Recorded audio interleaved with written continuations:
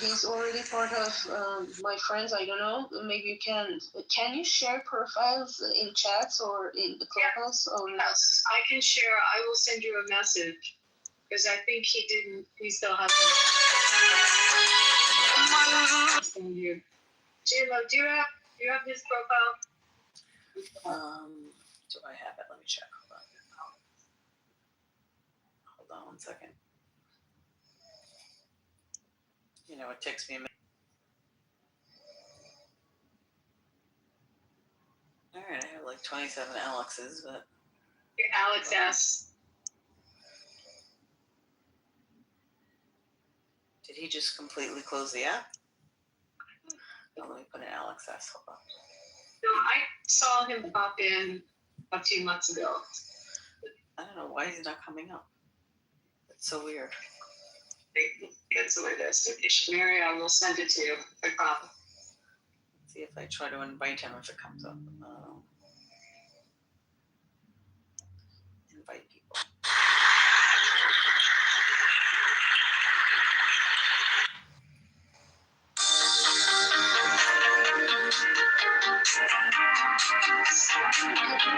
I mean, you can take your time recording. Tao Te Ching can be translated as the book of the imminence of the way, or the book of the way and of how it manifests itself in the world, or simply the book of the way.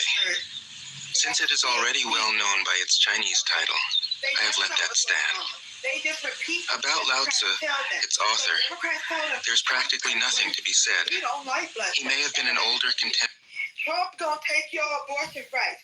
Project 2025. And they just repeat it. They don't even go and look at the fucking goddamn abortion laws in their individual state to see what's going on. As a matter of fact, New York is so goddamn liberal, I think you can have an abortion up to 6 months.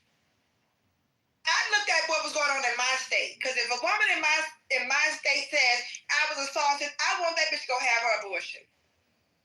If a woman had consensual sex with a man and he took the condom off without her permission and she got pregnant, I want her to have her abortion. If she was out there just living her life having sex because she's grown and she can do that and tried to damn protect herself and her birth control failed her, I want her to be able to have her abortion. I don't give a fuck about them damn unborn ass babies. I don't believe in putting a woman's body through that when you didn't ask for that. You took the precautions to protect yourself from it. But these women that are out there, and this is why I'm moderate, because I'm really in the middle. These bitches that's out there getting pregnant every month and having an abortion and going and fucking again, they need to lock them bitches up. Those are some sick whores. So instead of me screaming about, oh, they took their abortion rights, I actually read to see what was going on with the abortions. Liberals can't do that. They're fucking weird. They're not well. They want people to keep, and I'm going to say this again. I've been saying this on Clubhouse and people think I'm crazy. They are making trans genitals, mock genitals out of scraped, shredded thigh meat. I'm going on mute. Well, we have to remember a lot of these young liberals, you know, the teachers have already told us that they have to pass these dummies. They have to give everybody a trophy award. And by the time they leave high school, they can't even read at grade level. So no, they're not reading laws. They're not reading initiatives. They don't know what the hell is going on. Congressman John, this is a woman's only space, Congressman. Sure, you're going to be booted. Okay? You're going to get booted out of the space, Congressman. And I don't know if that's you with the Anon, okay? That's probably him with the Anon recording our room. Creepy. Yeah, they can't read. So no, they have to get their talking points from the liberals. And look at what Harper said before she left. Got it, wrong room, wrong space. See, black liberals especially, they don't want to be, they like the echo chamber. They like to be surrounded by the same talking points and the same like-minded people. You know, you cannot be a black conservative. You cannot be a black Trump supporter. You cannot even be a black critical thinker. Black liberals do not like that shit. And I'm not saying all. Some will tolerate you if you're a black conservative. or kind of a right-leaning or independent, moderate type of person. But if you're critical of Democrats, if you're critical of leftists, they do not like you. Somebody said in a room the other day I was moderating, they're like, we need a new civil rights movement. I had to ask the person, what would that look like to Black people? Because we don't even like to be critical of each other. We don't even like Black people who don't think and vote like us. Can you imagine you're a mom and your young son or daughter could be the next, Martin Luther King or just some great leader? God has already preordained this person to be the voice of the community when they become an adult. And suppose they're not a leftist, liberal, they, them weirdo. Black folks aren't going to listen to that person. Yeah. You know how many people have asked me to run for politics, get into politics? So many people, especially on this app, have said, now you should get into politics. When I was really heavily active on Facebook, now you should get into politics. Why? You niggas ain't going to do nothing but assassinate my ass. The fuck? You think I'm going to put my life on the line for Black folks? Absolutely not. And I love my people, but they don't want to listen to me. First of all, they're not going to listen to a Black woman unless it's Kamala Harris talking about, this is the first time I had a pork chop sandwich. Remember she did that when she was running for presidency the first time? And then the second time, Wait a minute. She talked about pork chop sandwiches? Girl, she went and got a pork chop sandwich from a food truck. Talking about she had never had one before. I was like, and all the Black people were like, yes, she's a sister. Black queen, Black girl magic. Then a couple months after that, she did a photo shoot in some Timberland boots. Because, Black liberals love symbolic gestures. And then, most recently, this last election cycle, what did she do? Told y'all she washed her greens in the tub. And if that wasn't bad enough, the first time she was running for president. Who greens in the tub is nasty. I never heard of that. But yeah. Girl, nobody does. Nobody does. And not even Kamala Harris. And she knows she probably listened to somebody who, what do you call the people who are, I can't even think right now. I don't know. Let me come back to that because, yeah, probably. She thinks that Black people wash their greens in a tub, and she was trying to be relatable. And Black women, she probably was somebody that was non-Black that told her to do that. Probably somebody from her campaign who doesn't really be around Black folks. Absolutely. Because I didn't even ever hear anything about her washing her greens or freaking talk about a pork chop sandwich. She said that about the greens. She said that. And Black women supported her. I heard her come out her mouth and said that. Yeah, Black women supported her and was saying that she's Black because she's Jamaican. And that's because Black people in America are so ignorant that they don't understand the difference between race and nationality and ethnicity. Black people are very ignorant in the United States. Nowhere else. Africans understand that. Jamaicans understand that. It's Black Americans who are very uneducated. They go and get 50 degrees and then will sit there and tell Trump, this Black woman reporter with all her useless degrees, when Trump said he did not know that woman was Black, that stupid Black bitch said she is Black. Her father's Jamaican. It's sad that Black Americans don't know that Jamaican not a race. That's just like saying she is Black. She's American. You can be white American, Black American, goddamn Chinese American. What the fuck do you mean she's Black because her father's Jamaican? Jamaican is not a race. Facts, because you got all types of Jamaicans. Well, we also have to remember Black Americans are obsessed with colorism and the one-drop rule. They're obsessed with colorism and the one-drop rule. We're a race of people that will tell you Kim Kardashian is Black, Cardi B is Black, Amber Rose is Black, and in the same breath say Lupita Nyong'o is too Black because she's too dark. Kelly Rowland is too Black because she's too dark. It's a mental illness. Remember when, my favorite is when we have to, if you're old enough to remember way back in the day, when Bill Clinton was running for presidency and he went on the Arsenio Hall show to play the saxophone. And what do Black people say? He's Black. Yeah. Yeah. Fucking weirdos. Sure did. They gave that man a Black card because all you have to do is move your feet to a beat for niggas. That's all you have to do. Like they doing for the gingers, all of a sudden, let me hush. Wait, child, who are the gingers? You haven't heard on TikTok they say the gingers are Black people, and the gingers are on TikTok crying yeah, we've been accepted by black people. Black people are fucking insane. All you need to get black people on your side is a motherfucking riddle and a fiddle. I've been saying that for years. Not a riddle and a fiddle. I love a riddle and a fucking fiddle, and they down with your ass for life.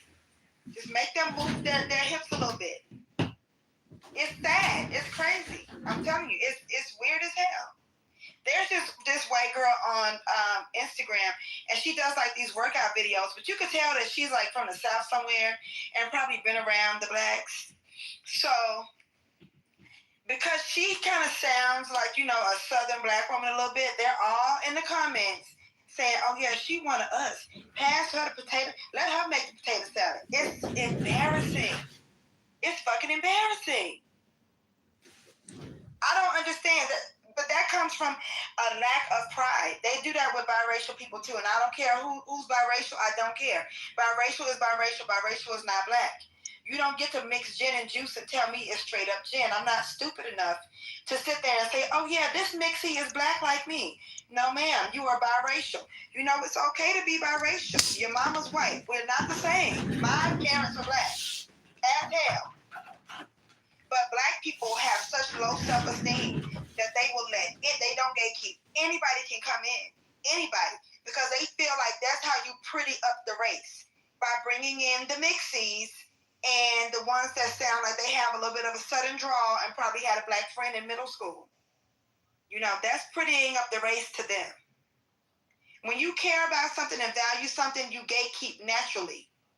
You can't come and tell me you a black woman and your mammy white. Bitch, what you talking about? No, ma'am. You are biracial. Bicycle. You have two races. Bi. Okay? And they will argue. Have you ever seen? They will argue a biracial person to death. If a biracial person's like, no, I'm biracial. Yeah. I acknowledge both my parents. No, you black. They will argue a biracial. It's like, but Hillary's emails. They will Hillary email you to death over your biracialness. Yeah. No, they'll tell you, if the police stop you, you black? Yeah, because everybody's out here committing crime, waiting to get stopped by the police. Hey, that's how sick black people are. They're really sick people. They really are. Everybody's waiting for the police to stop them. No. Not everybody's a fucking criminal and thinking about the police stopping them. So, you know, just mind your business and let these biracial people be what they are. It's weird to try to force them to ignore a whole half of them. That's weird. And they got mad at Tay Diggs because he told niggas that his children are biracial. They got mad at him for that. You know, I don't want biracial women in every black woman's space. They don't belong. They did that to the natural hair movement. They were so proud to be mixed. I specifically watched this in the 90s, the earlier 2000s. They were so glad to tell you they were mixed. But then when black women started loving our fucking hair and loving our curl patterns, and, you know, now we're looking for products and we're not doing relaxers, here they come wanting to be the queen of the natural hair movement. Bitch, you've been putting water and gel on them frizzy-ass curls your whole life. This is not about you. You had wet poodle hair your whole fucking life. This is about black women with textured hair loving our fucking curls. And they step back and let those biracial women take over the natural hair movement too. Now you got nigga women out here trying to use mixed chicks. Bitch, that's not for your hair. This is what happens when you don't fucking gatekeep. They always have to, biracial women have to be at the top of everything. They want to be at the top of being mixed. And then when black women said, well, y'all gonna be mixed, we gonna be proud to be black girl magic. Now they want to be at the top of black girl magic too. They're a bunch of invaders just like their white mothers. And a lot of them have those non-black mammies that didn't like black women because they felt like their black husband, boyfriend, baby daddy was probably putting his dick in one and they couldn't compete. So this is who you were raised by. Black men who probably hate black women. That's why he fucked your mama in the first place. And a non-black mother who hates black women because she knows she can never compete with a black woman's beauty. And you want me to believe that you somehow are in a sisterhood with me. Fuck out of here. Listen, I've met a lot of biracials One of my best friends growing up was a biracial woman. We've lost contact over the years as we've gotten older. But I've never met a biracial woman who was raised by a white woman who didn't get around black women and start to trauma dump about black girls hated me growing up. Black girls hated me. They were jealous of me. They were jealous of my hair. I didn't get along with black girls because this, that, and the other. I've never met one who didn't come with a whole fantastical tale about growing up around black girls who hated her, gave her some sort of trauma because they were jealous of her mixed race, jealous of her hair. And you know, as you get older and you get so tired of the tale, you're like, okay, we get it. You had issues with black women. You were raised by black women-hating parents. We understand. You come with a list of traumas as it relates to black women. And, you know, it's boring. It's actually boring.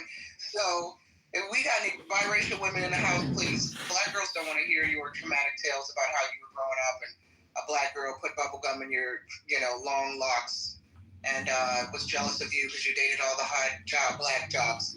We get it. You guys all have the same playbook. We understand. We're not minimizing your experience, but go tell a therapist. Go tell. Most of us don't want to hear it because we hear it from all of you. And a lot of that comes from, they didn't have black mothers who were like white. The way white women mother has always been strange to me. Just look at them on the internet. Just get on Instagram. You'll see the difference between having a white mother and a black mother. They didn't grow up with in a black household with seasoned food with a black mother that'll tell you go sit your fucking ass down somewhere, and they crave that. So when they get older, they wanna try to pull on black women and get black women to reparent them and nurture them the way their white mammy didn't. That's really a big part of it. Other than that, I don't give a fuck what happened to you in school, girl. I don't care. I do not care. And you're not gonna come over here and talk. Go. Where's your father? Your parents. See, this is the thing. These blacks and whites get together, and fuck, and they make these Frankenstein children, these oatmeal colored children, and then they don't tell them what the world is like. And then they come out bothering black women, thinking that black women need to be their mammy. But that was your parents' job to tell you, look, we are different races. We fuck and you're here, and this is what might happen, Now that you're here with your oatmeal colored skin, this might happen. It's their job to prepare you to be a biracial in the world. It's not my goddamn job, because, girl, I didn't suck your daddy's dick. So don't come over here dumping that shit on me. I don't care. I am a very dark-skinned, 97% African black woman. I have hooga-booga problems. I don't have mixedy problems, and I don't want to hear about that shit. Welcome to the stage, Deja. Would you happen to be a cry-racial? I call them cry-racials because they cry about every motherfucking thing. No, I'm not. I'm just a woman of color. Welcome in. Cry-racials, feel free to come to the stage. I don't know. We're not stopping you from coming in. All I'm saying is I don't want to hear about that shit. I don't care what happened. I really don't. I don't care about you fucking black boys, because guess what? I munch carpets. I'm a lesbian. I'd never compete with you for no dick. Girl, I don't care. You can take the black dykes too. Take them. If they want a biracial woman, they should not be over here. I'm not nobody's second choice. I date people who want and prefer and love and obsess over dark skin. That's who I date. That's why I date a lot of women who are not even black, because I'm telling you, those Asian dykes, those Hispanical dykes, those white dykes, girl, those white that they love. And if they're black, they're probably really light skinned. They obsess over my skin. That's what I deserve. I'm not sitting around, oh, well, you prefer biracial women, but I'll do because I'm pretty for a dark skinned girl. That ain't never been me. I date people who don't even look in that direction. They want Naomi Campbell. That's who I date. Okay? I'm not second to nobody. Go get your match. Go get your choice. Because if you're not their if you're not their first preference, they're not going to treat you right anyway. So I don't know why anybody would waste their time. If you're not obsessed over my naps and and buying me shea butter for my skin, I don't even want you. I don't know why black women argue with these women over these niggas anyway. I wouldn't do it, but you know. Welcome in, Foodie. Welcome to the room. You know, I just realized there was someone in the audience who left during this discussion. I didn't, not that it matters, think about it while she was in here, but she has some biracial children. And no doubt I'm going to hear some shit probably in my inbox later, because she's always accusing me of being racist and weird. She'll probably go into these spaces and talk shit, because there's always some weirdo liberal talking shit about me in somebody's room. Calling me out about something I said or didn't say. So she's usually in my inbox complaining about something. So I just realized she left, and I'm like, oh, it'll probably be an hour or so before she sent me a long ass message about, are you racist against biracials? I might block the hoe. I might block her. Who is it? I'll tell you later. I don't even want to say the name, because folks like to just, did you hear what Nye said? Did you hear Nye was talking about you in another room? She brought up your name and you left. So yeah, I'll back channel you. That's crazy. You know, people are weird with that, wanting to message people and bother people about what they say. I got such a heavy block hand. That hoe would have been blocked the first time. Bitch, don't come crying to me about what you don't like when you don't even have to be in a room with me, hoe. You don't even have to be around me. I wish a bitch would. That part. Yeah, that shit is weird. Hello, ladies.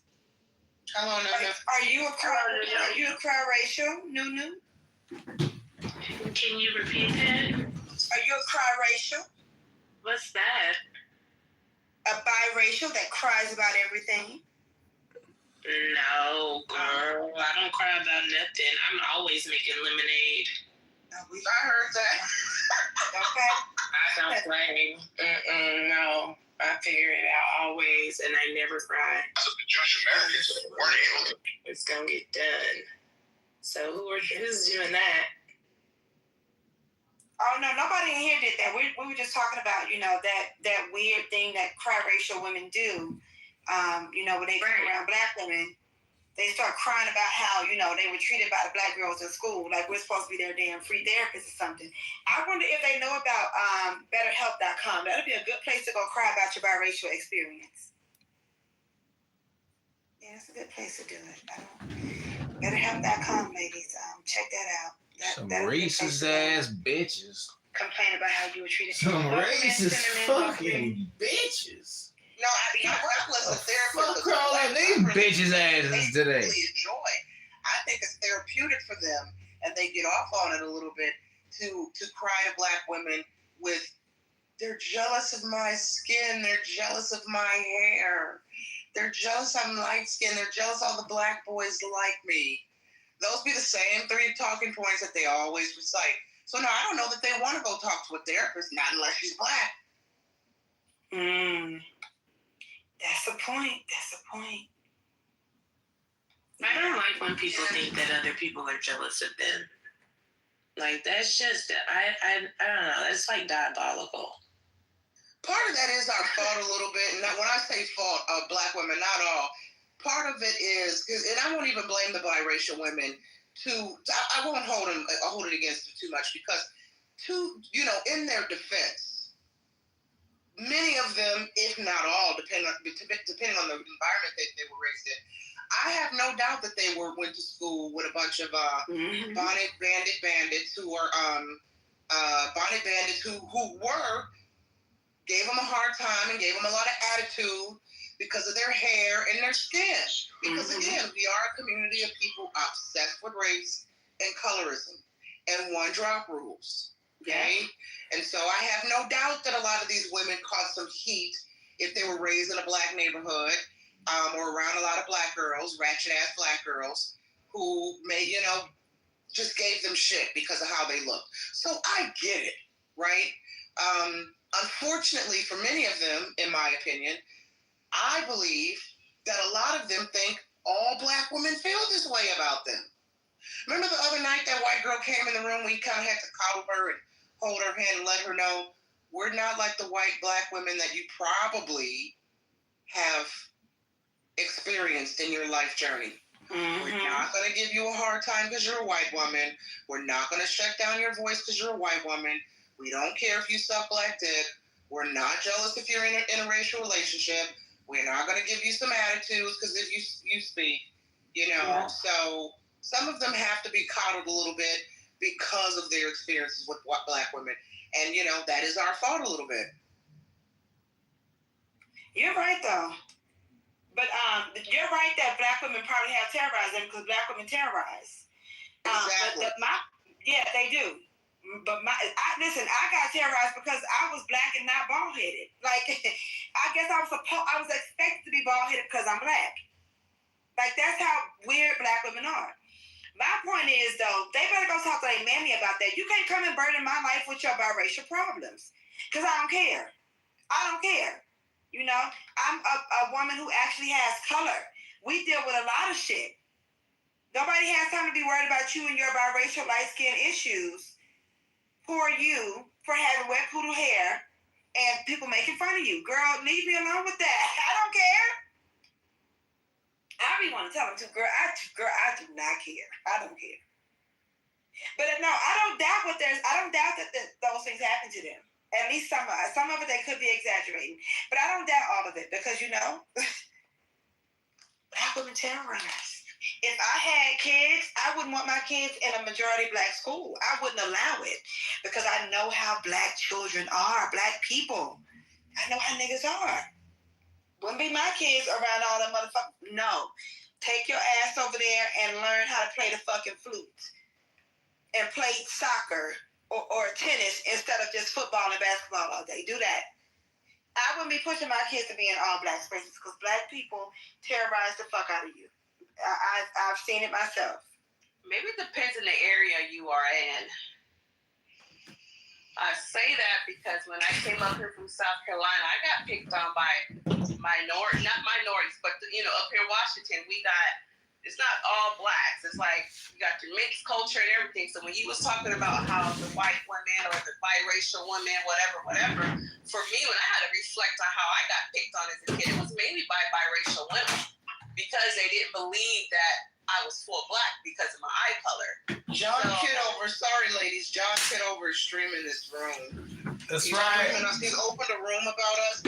John, I know that. You on X? You on Clubhouse? He's opened a room. You on YouTube? You everywhere. I'm fighting for the biracial women, you racist ass bitches.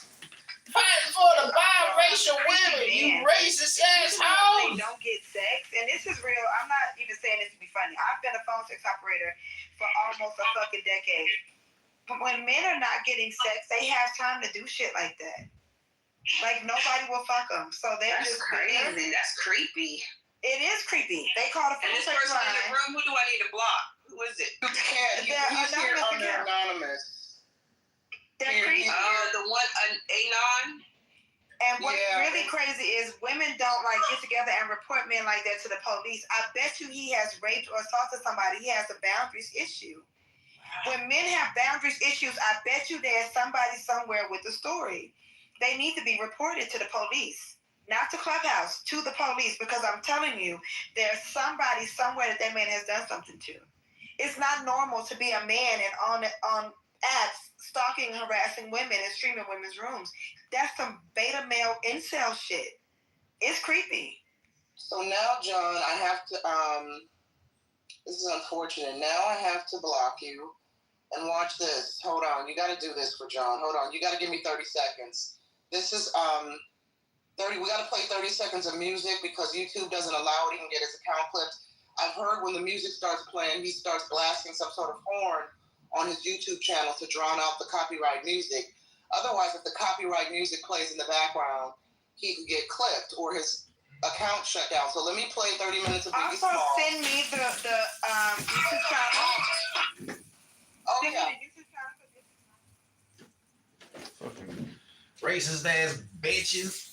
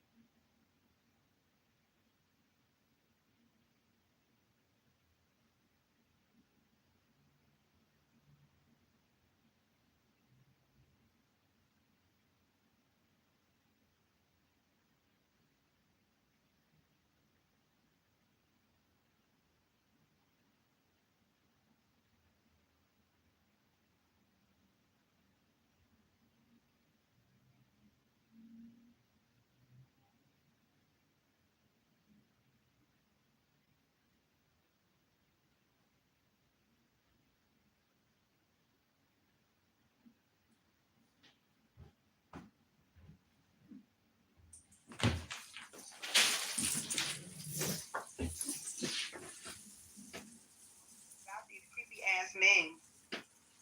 They're creepy. You know, we were just talking yesterday about how the XY chromosome is dying, and this is why a lot of women don't like being around men and saying they'll choose the bear.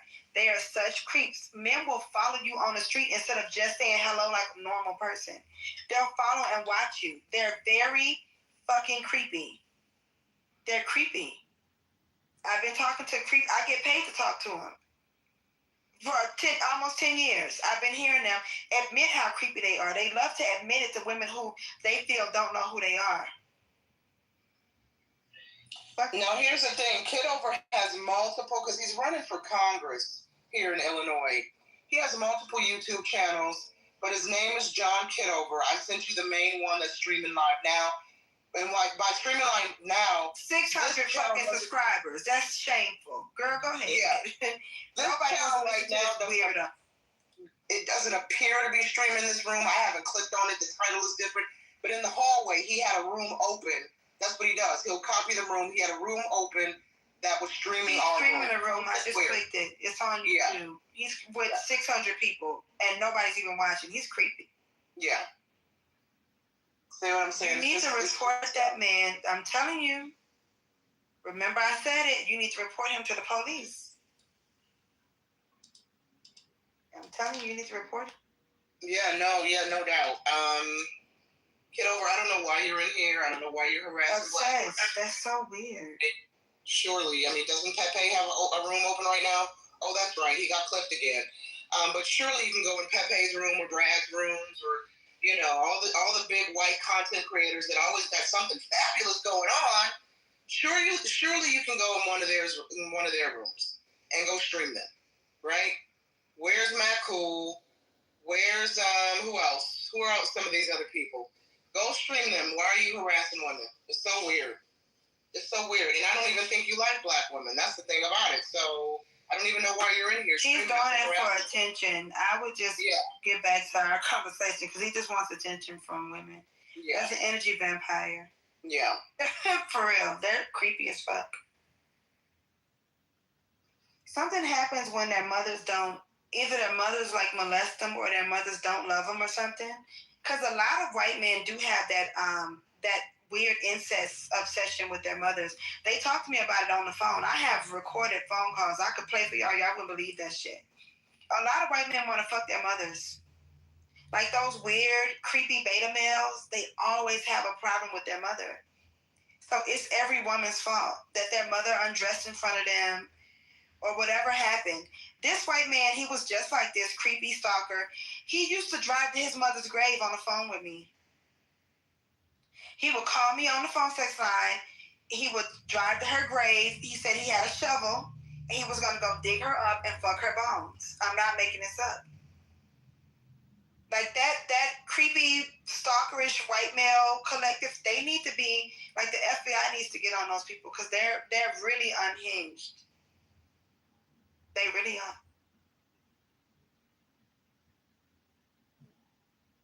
Anyway, welcome in, Joni. Oh, you say your name is pronounced Yanni. Welcome in. Everybody, feel free to ping women into the room. And welcome. Well, I just want to say I agree with a lot of things you ladies are saying. The men are starting to be like untrustworthy and it's been going on for I was just using that as I guess I was being condescending. I don't know. I understand. I'm not picking on you. I just really want to help you with your mindset so that you really understand. They were, since the beginning of time, men have been trustworthy. It's dangerous for you to not know that. I really want women to understand, since men stepped on planet Earth, they have been dangerous. They always have been. They always will be.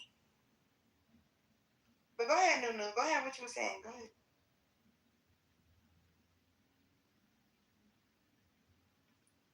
Oh, maybe no, you're right. I just agree with you. You know, I agree.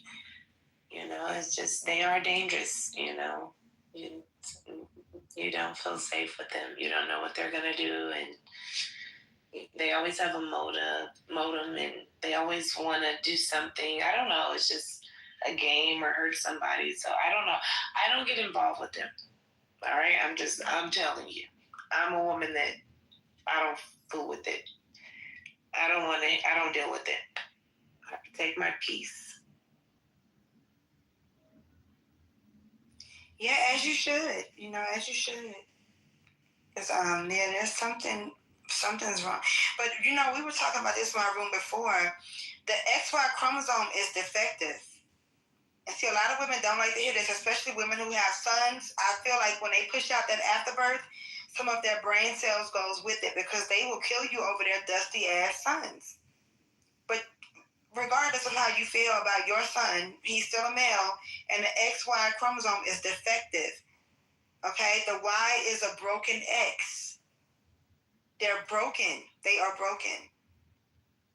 From birth. Women don't like to hear that. Oh my God. The way women have harassed me for saying that, this has gone on for years. And all I was doing was playing, I used to play my phone sex calls online. I used to go live and let women hear these men talk about their mothers. And listen, black men too. I don't know why they think black men are, exempt. They call and talk about their mothers and children. Okay? Yes, they do. And I used to play it. And it would be women, mostly black women, would really get mad because black women are really obsessed with their sons. They would go off. And I was like, girl, he's still defective.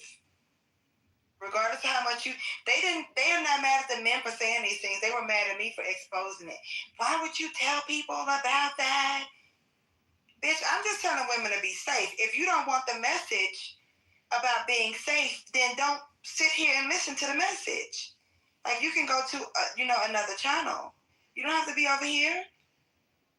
I'm sharing this because there are women in my audience who do want to stay safe from these creepy ass men.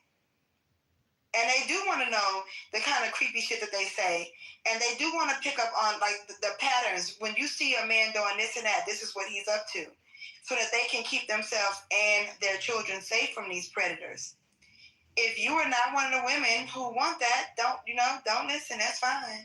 I'm not forcing the information on you. I'm just telling you that they're defective. I don't think that they were supposed to exist. This girl on this app, her name is Electromagnetic. She talks about that a lot. How it was a mistake to start birthing them. And I really agree. I completely agree. I said this a bunch of times. Women made a huge mistake by creating them. Because there was a point when they did not exist. There were women on the planet. There were no men. But, some people don't believe that because some people are of different religions and Christian. I told y'all I don't follow any of these religions. I think that God, Mother Earth is God. I will never understand a male God. I don't know how a male can be God because men don't create. They don't give birth to anything. They don't nurture. That's what women do. Mother Earth, the planet that we live on, is God. That's what I think. And science even shows that our mitochondrial Eve, she predates everybody's existence. She was a dark black woman, and men were not around at that time. They can't find any evidence of men being around for a long time. Y'all can look that up for yourself because, especially people who love the vaccines and love to get boosters, y'all say trust the science. That's what the science says. They weren't even on Earth. A mistake happened, and women kept birthing them, and the first one should have been lynched. Get that motherfucker. We don't know what that deformity is. Get that motherfucker out of here. The world will be a better place. Every war, everything that's been destroyed is been destroyed by men. You have to think about that. Shanisha said this in my room. If they didn't exist, who would we need protection from?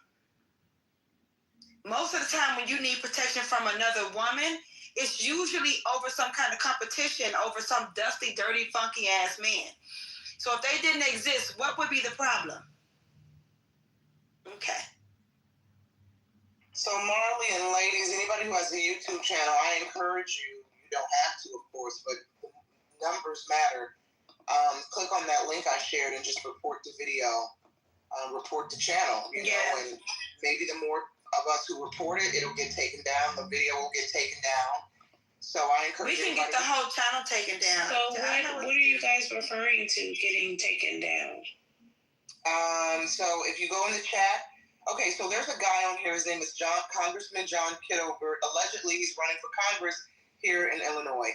But he's notoriously known for spending all day, every day on Clubhouse with his, and I'm not exaggerating here, I think he's got 12 to 15 iPhones that he uses to stream. He's live right now. Yeah, so I shared the link. If you go to the chat, he streams rooms on his YouTube channel, and a lot of people have an issue with this. But if you click on the report, just report it. Report it. The more of us that report it, maybe they'll take it down. Maybe they'll remove his channel. They will remove the channel. You have to report the video and then report the channel. So I reported for harassment and bullying, and put that he's stalking women and streaming private Clubhouse rooms. They will take the whole channel down. He don't have no subscribers, so he's not even making money. I've been a YouTuber for a long time. You have to have at least 1,000 subscribers and 400 watch hours to even make money. So he doesn't have any views, subscribers, nothing. He's not making YouTube any money. They will quickly take his channel down. They take down big channels. So a channel that's not even Ready. I think that's a fair thing to ask. Well, I think they should call it like middle income, so that people aren't scared. Because that's really what a lot of these affordable housing things, separate from Section 8, a lot of these are just workforce housing. People who actually work in the neighborhood, teachers, and whatever. They're firemen, they're whatever they are. They work at nonprofits, and they can afford to live in the neighborhood that they work in. That's all it's for. And I would be considered in that class if I went up there with my salary compared to what the people up there actually make. So they would be getting someone like, a nurse, like you said, firefighter, something like that. They would be getting those people, to my understanding, right? We're not talking about Section 8, right? No. I mean, sister's right in the chat. Mixed income is more accurate way because they have a scaled. It's scaled. They have a certain amount of apartments set aside for this income range, certain set aside for this income, all the way up to free market. Oh, okay. All right. Thank you, sis. I read what he put in his truth on Truth Social, and once again, he's giving out false information as usual. Okay. All right. Anybody else have anything they want to talk about? Because I was going to play Haitian. If you're still awake, can you play your Tatum thing? You got Joe. It's not that late. You got Joe. No, I just forgot. I have no gas. Yeah, I need to go grab some gas for tomorrow. That's why I'm back in my car. But if you guys want to, I was going to play Candace Owens. If somebody wants to play chapter number 236, or we can listen to Haitian's thing until I get home and finish out the night that way. Or you guys can talk about whatever you want to talk about. I think that Candace might be good to hear. I don't want to speak for everybody. Y'all speak if y'all want to hear Candace. Yeah. Can somebody rent it? Because I can't rent it from the car. It's on YouTube. It's 235, episode 235. Hold on, let me see if I can find it. Oh my God, my water fell on the floor. All right, got it. I am super dehydrated. What's going on here? Well, if you're not drinking enough water, that's what happens. Better than that, Miss Lisa. You guys, I have no excuse. Hydrate. You need to hydrate. Which one did you say? 235, 36? You can't be Which one? running around thirsty. Very good, Jonathan. Yeah, Not a good look. Not a good look. It's the one where, and you see in the notes, he's talking about Jerusalem. I think it's the one. All right, that's from yesterday. 235. Okay. Yeah, from yesterday. And then she has some from today, too. Okay, there we go. I think it's the one from yesterday about Jerusalem. That's the one they want to hear. All right. All right, I'll be home in a few minutes. I'm just going to grab some gas. Okay.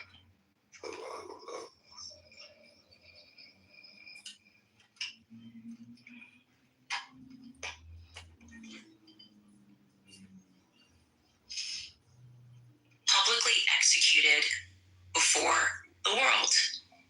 As we are all searching for answers, the ones that are being supplied to us are not making a lot of sense.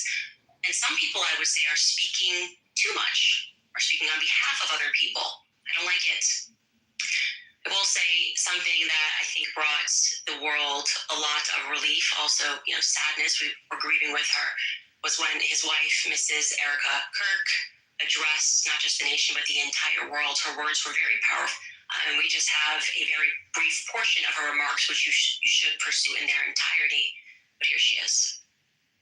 If you thought that my husband's mission was powerful before, you have no idea.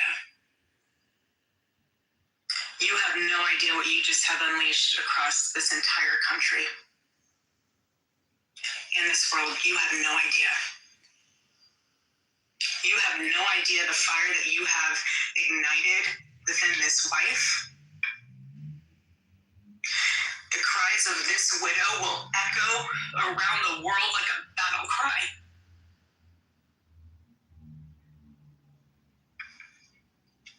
To everyone listening tonight across America, the movement my husband built will not die.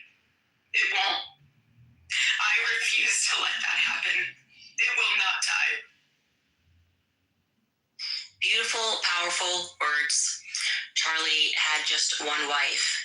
What we got to see across this weekend is that there were so many people around the world, like she said, who were deeply moved by Charlie Kirk throughout their lives, and of course have been deeply moved by this tragedy. And what she is describing there at Fire, a lot of us are feeling it. I am definitely feeling it. I had a very tough weekend.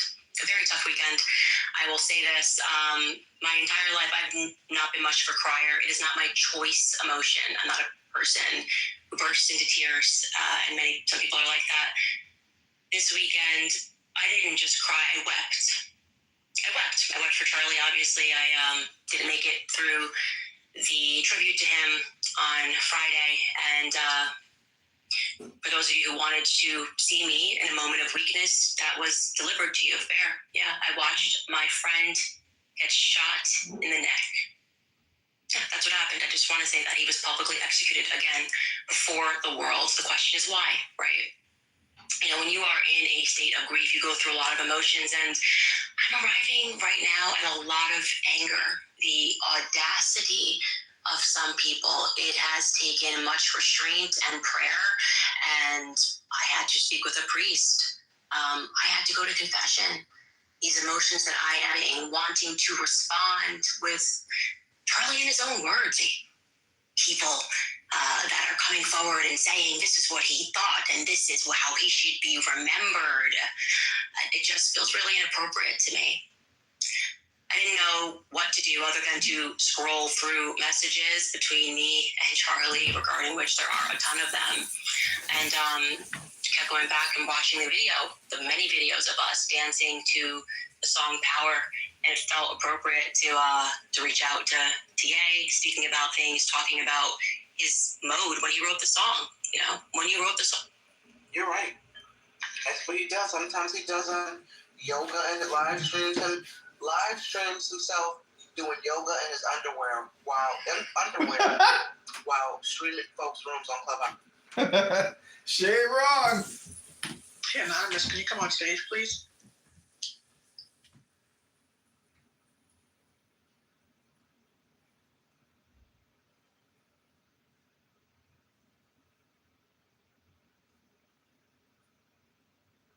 That's probably the same creep. I don't care, because I reported the fuck out that channel and that video. Making it private is not going to do nothing, because I'm petty. I will go report every video. You'll make everything private fucking with me, bitch.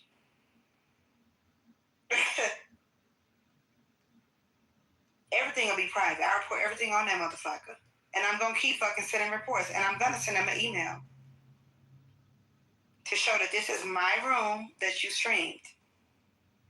Like I said, I don't even fucking know you. Bitch, play with somebody else. You know who the fuck you playing with. I'm not nice at all. I've never been nice. I will fucking undo you. Keep it the fuck up. But yeah, so we was talking about something before think it was the whole thing with Candace and Charlie. I can't remember. And then we ended up on a whole different topic after that. We had a good little conversation going on. I'm gonna see what's gonna happen with this Charlie Kirk shit. You know, I'm gonna miss Charlie too. I watched last night his interview with Gavin Newsom. He lit Gavin Newsom's ass up. Wait, who did? Charlie. Oh, I missed that. I'm gonna have to look. Girl, you didn't see that? Somebody else in your private at the bottom. We know. That's probably the same weirdo. Yeah, he did an interview with Gavin Newsom. It was like 6 months ago. I saw it when it came out. It's good. Yep. Even Gavin Newsom was admitting that his son loved Charlie. Girl, how did you miss that? I don't know. I didn't know my phone was on off mute the whole time. I apologize. I know it's noisy. I don't know how I missed that either. I'm about to look that up. What? Gavin Newsom is such a freak show. He really is. He is. And I think he's always high on cocaine, to be honest. Yeah. He got on my nerves. And you know, Charlie called him out for being soft. He called Democratic men out for being fucking soft. And they are soft. He was letting them know. He got on his ass. He even talked about, Diamond, did you mean to go down? I don't know what happened. He even talked about how all they do is try to look down on people because of their 50 million degrees. He got on their ass. And Gavin Newsom couldn't even disagree. It was good. You got to watch that shit. And he told him, he was like, this is why, Trump won. Y'all keep throwing this weird shit, and that's not what we did. We didn't do that. I said, yes, Charlie. Tell that motherfucker, hello, Harley Quinn, welcome. Hey, thank you. I appreciate it. Hi, everyone in the room, but I'm also a dude. I'm sorry. Why are you in here? Because you pinged me. I just wanted to clarify that, but I can leave. No, I didn't know you were a man on my list, so let me block you and remove you. You have a good one. I don't know how you got on my list for me to be able to ping you. With a picture of a cat and that name, I think anybody would probably think you're a fucking woman, you fucking weirdo. They're so creepy. They are creepy.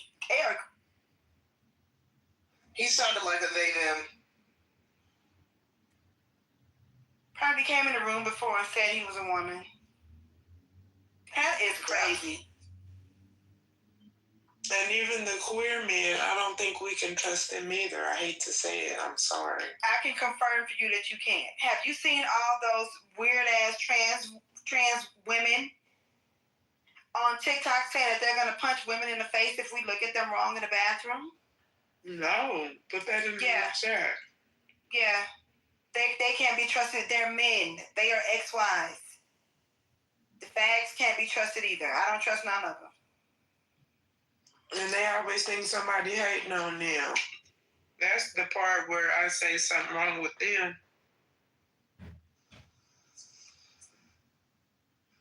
Can you guys hear me? Yeah. It's crazy. I got kicked out of the other, my other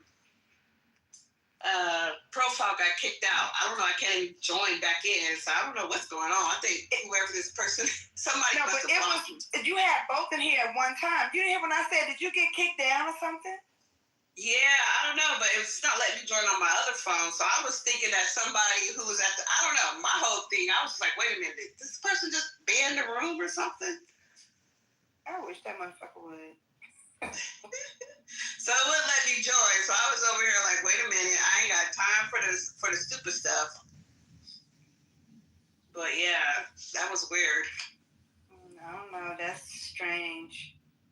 But every time I open a room, I can't hear until I leave out and come back. Every time I open a room. It has been real glitchy, though. Yeah, it's been strange. It's been strange. Oh, there's your other profile at the bottom. I think it's just the app glitching. It must, okay, good. Because I don't like all that. Because I don't trust nobody I don't know on this app if it's a man. Let me stop. You're right. That motherfuckers is weird. I don't play all that harassment stuff. No. I done been stalked a few times. I ain't got time for it. They're creepy. This man was following me. I'm in Guatemala, so I was walking, and Guatemala is real. Like it's known for being not Guatemala. Let me be clear, because Guatemala is a dangerous country. Antigua, where I am, is known for being real safe. So I was walking, and I was surprised that this man was following me. And how I figured it out, because I pretended that I was going to turn, and then he turned, but then I kept going straight. So he had no choice, because he saw that I saw him. So he kept going down the street that he turned on, but kept looking back. So I went and followed his ass. And when he looked back and saw me following him, he dipped into this store. He was going to wait for me to pass by and then start following me again. But when I passed by him, I had my fucking phone recording his motherfucking ass. And after that, he left me the fuck alone. They're so fucking weird and creepy. And then men will say, well, I didn't know if you were with someone. That's why I didn't say hello. So you're going to just sit here and just watch and follow and be creepy? Like, they're just so dysfunctional and unwell. They really are. Just dangerous and fucking dysfunctional. I wouldn't want to be responsible for one of them being on Earth, because they stalk women, and I don't care who he is. Every woman has a story about every man. I don't care. Every woman has a story about some man has done something. It's all of them. It's not some of them. It's all of them. It's all of them.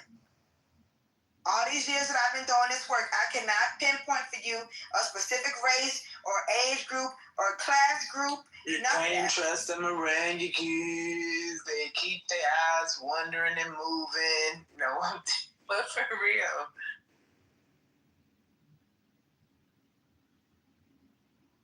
The motherfuckers are weird. Hey, Angel, welcome in. So there's a weirdo bitch that comes in this room. I won't say her name, because John is streaming. But I might block this hoe. And I did a little test tonight. I dropped some names purposefully just to see if she'll run back and tell the people whose names I block. I'm just testing this bitch because she doesn't really like me, because she's really cool with one of the white supremacists on this app. I don't know if the girl's black or white. She sounds black when she speaks. She don't use her real picture. But she loves the white supremacist men on this app. And so I made a point to say their names just to see if she'll run back, because I know she's going to run back and tell them. It'll get back to me. And I'm just waiting for a reason to block this bitch, because she called me out one day over, well, can you imagine if she is black? She called me out one day over white supremacist male. Honestly, it doesn't matter if she's black or white, but if she is black, this bitch is a trick bag. She cannot be trusted. She was in here the other night. We were in a room. I saw her back in here tonight. Girl, who is it? Because I don't know these people. Shit. I don't want these weirdos in my space. Hold on. I'm gonna back tell you her name right now. I'm gonna tell you. Okay, I just sent you her name. I think that's her full name. I only really pay it. So you know how people have a long name in their PTR. You only see the first part. So the first part of her name comes through. The second part, it doesn't. And I forget the second part because I don't click on her PTR. Because she's got a plus, and I don't want that whole thinking I'm looking at her PTR. But that's the first part. So when you see that name pop up, that hoe can't be trusted. She cannot be trusted. And so I'm sure I'll hear probably tomorrow in the days coming. The white supremacists will be in my back channel. No, I heard you was talking about me. No, I wasn't talking about you. I just suggested that John Kitover go in your rooms and stream your rooms. Aren't you the white kings of Clubhouse? Surely y'all are talking about something more interesting than us. So we'll see. John, if you're listening, you'll let me know. Well, maybe not, because I reported your channel, so you're probably mad. But, you know, if you find like you want to get back in my good grace in some way, somehow, I'm sure you'll be in there streaming. You'll let me know if that hoe says something. And you'll know who the hoe is when she's... Oh, this is too much. Yeah, I don't know that person, but I just blocked them too.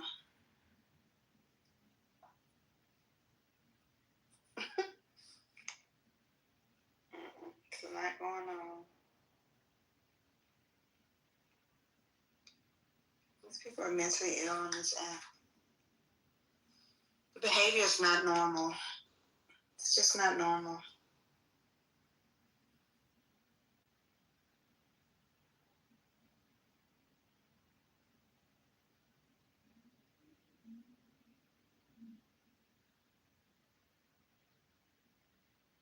Let me go to YouTube and find this, because I'm going to watch it later.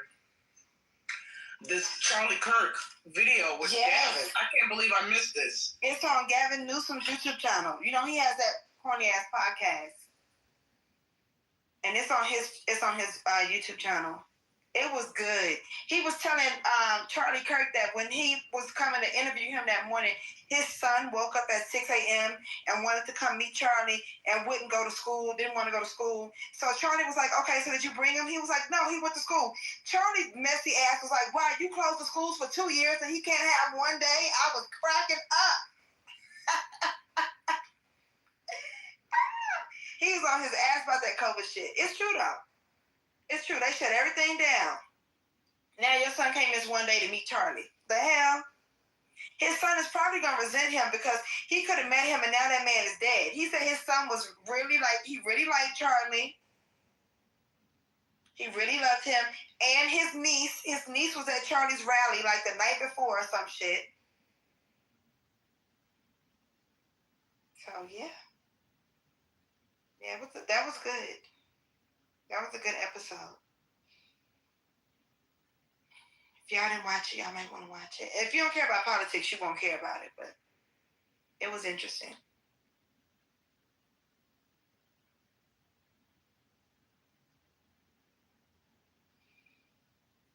It was interesting. Everybody, click the link at the top, too, if you want to join my spirit circle.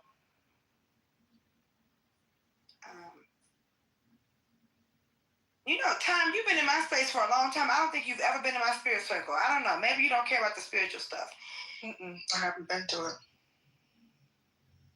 Yeah, you're always in the space. I've never seen you in the spirit circle. But yeah, anybody that wants to join my spirit circle, the 21st is the new moon solar eclipse. Y'all know that I do witchy things, and I get together with women who do witchy things, and we do this every month. So under that new moon, we're going to be manifesting money, okay? And we're working with fairies and nature magic this month. So it's going to be a good spirit circle. Click the link and join. Don't miss out on it. I like having money. I don't know about nobody else. I like having money. I cannot be poor. I was poor when I was 18. I can't be poor again. I went to New York poor, lived on the streets like a crazy woman, like Phoebe from Friends. All I needed was a guitar. I can't live like that again. I have to be in fancy places and fancy spaces. I love eating out.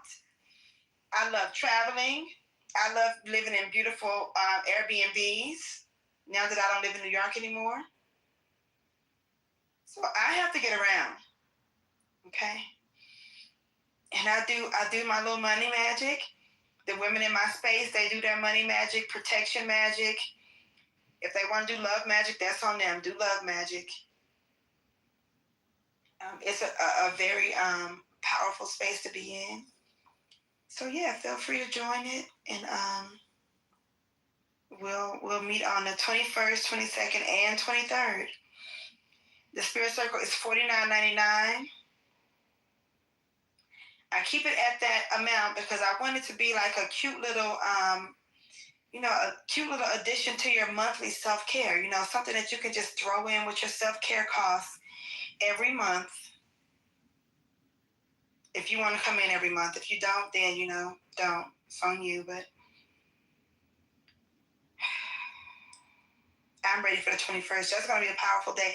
And if y'all don't know about the new moon solar eclipse, the last time we had this happen, that's happening on Sunday. The last time we had this happen, it was like 1800 something. I'm not even making that up. You can find the information online. So it's going to be very powerful energy on that night. That's going to be a powerful night to do work. Powerful night to manifest.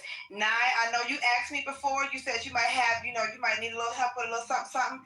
So just so you know, you might be able to do your own little something on that night. It's the 21st. The energy is going to be high. You can manifest things on that night. Yeah, I need to learn more about this stuff from the experts. Just I should say learn. Gain some insights. Between you and Craig is this alleged crip on the app. He crashes out on everybody. Craig charges, because I said sometimes you need a man, because, you know, the only people I get only people who harass me on this app are men. Black men specifically. It really fucking annoys me. And it's only been recently. I don't know what's wrong with these goofy ass niggas. I really don't. And I said, Craig, I might need you to handle some of these guys. And he said, yeah, for $300. He even talked about his $300 Clubhouse protection services. I always thought he was trolling. Today I said, Craig, you serious? How much does this shit cost? And what does it entail? Because I've always heard he's the type that will pull up, and I'm not looking for him to pull up on anybody. He just said he will, and if anybody has been in a room with Craig, you don't want the fucking smoke with Craig. I've been on the receiving end on smoke with Craig twice, and the second time we've been cool now because we reached a mutual understanding. But I'm like, yeah, sometimes you need men to deal with men. And these men on the app are scared of him. Let me rephrase, the type of men that attack women don't have smoke for guys like Craig. Men who harass women, stalk women, want to talk about women all day, want to tone check women, police women. They don't have smoke with men. They don't go toe-to-toe with men. They're scared of men. Mm-hmm. And so I'm like, okay, I might have to have Craig. I said, how many people will you handle for that 300? He said 2 to 3. I said, perfect. That's just about how many I got. So I said, I might be in touch. I haven't paid him any money. I said, I might be in touch. Because, you know, you got to be smart. You know, niggas will take your money and run, so, and not give and not deliver at the same time. So you just got to be wise. Mm-hmm. And if I'm going to pay $300, I may as well give it to Marley for a few spells. I'd rather give it to a black one. Girl, you could just get the spells for yourself. I got all kind of spells on my PayHip store. It's not $300, it's $17. Wait, where's the link to your store? It's at the top. Oh, this is all your store. Okay, I got you. I was just on here. Okay, let me go back to the link. No, so when you click on it, it'll go to that one event. But if you click at the top where it says holistic therapy, it'll show you my whole store. I see it now. I went to the shop section. Okay, I got you. I see. It's protection spells over there. Yeah. You know, the real evil shit that I can do, I need to put that shit on there. Because I got some shit that I share in that spirit circle that's not on that damn, on that app. I got some shit. Mm-hmm. You know, I got hoodoo books and shit. You're not from Louisiana.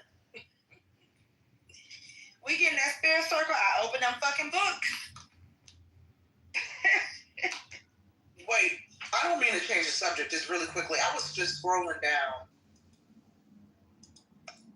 So, I'm looking at your store, but then I just so happened to look up at my computer screen.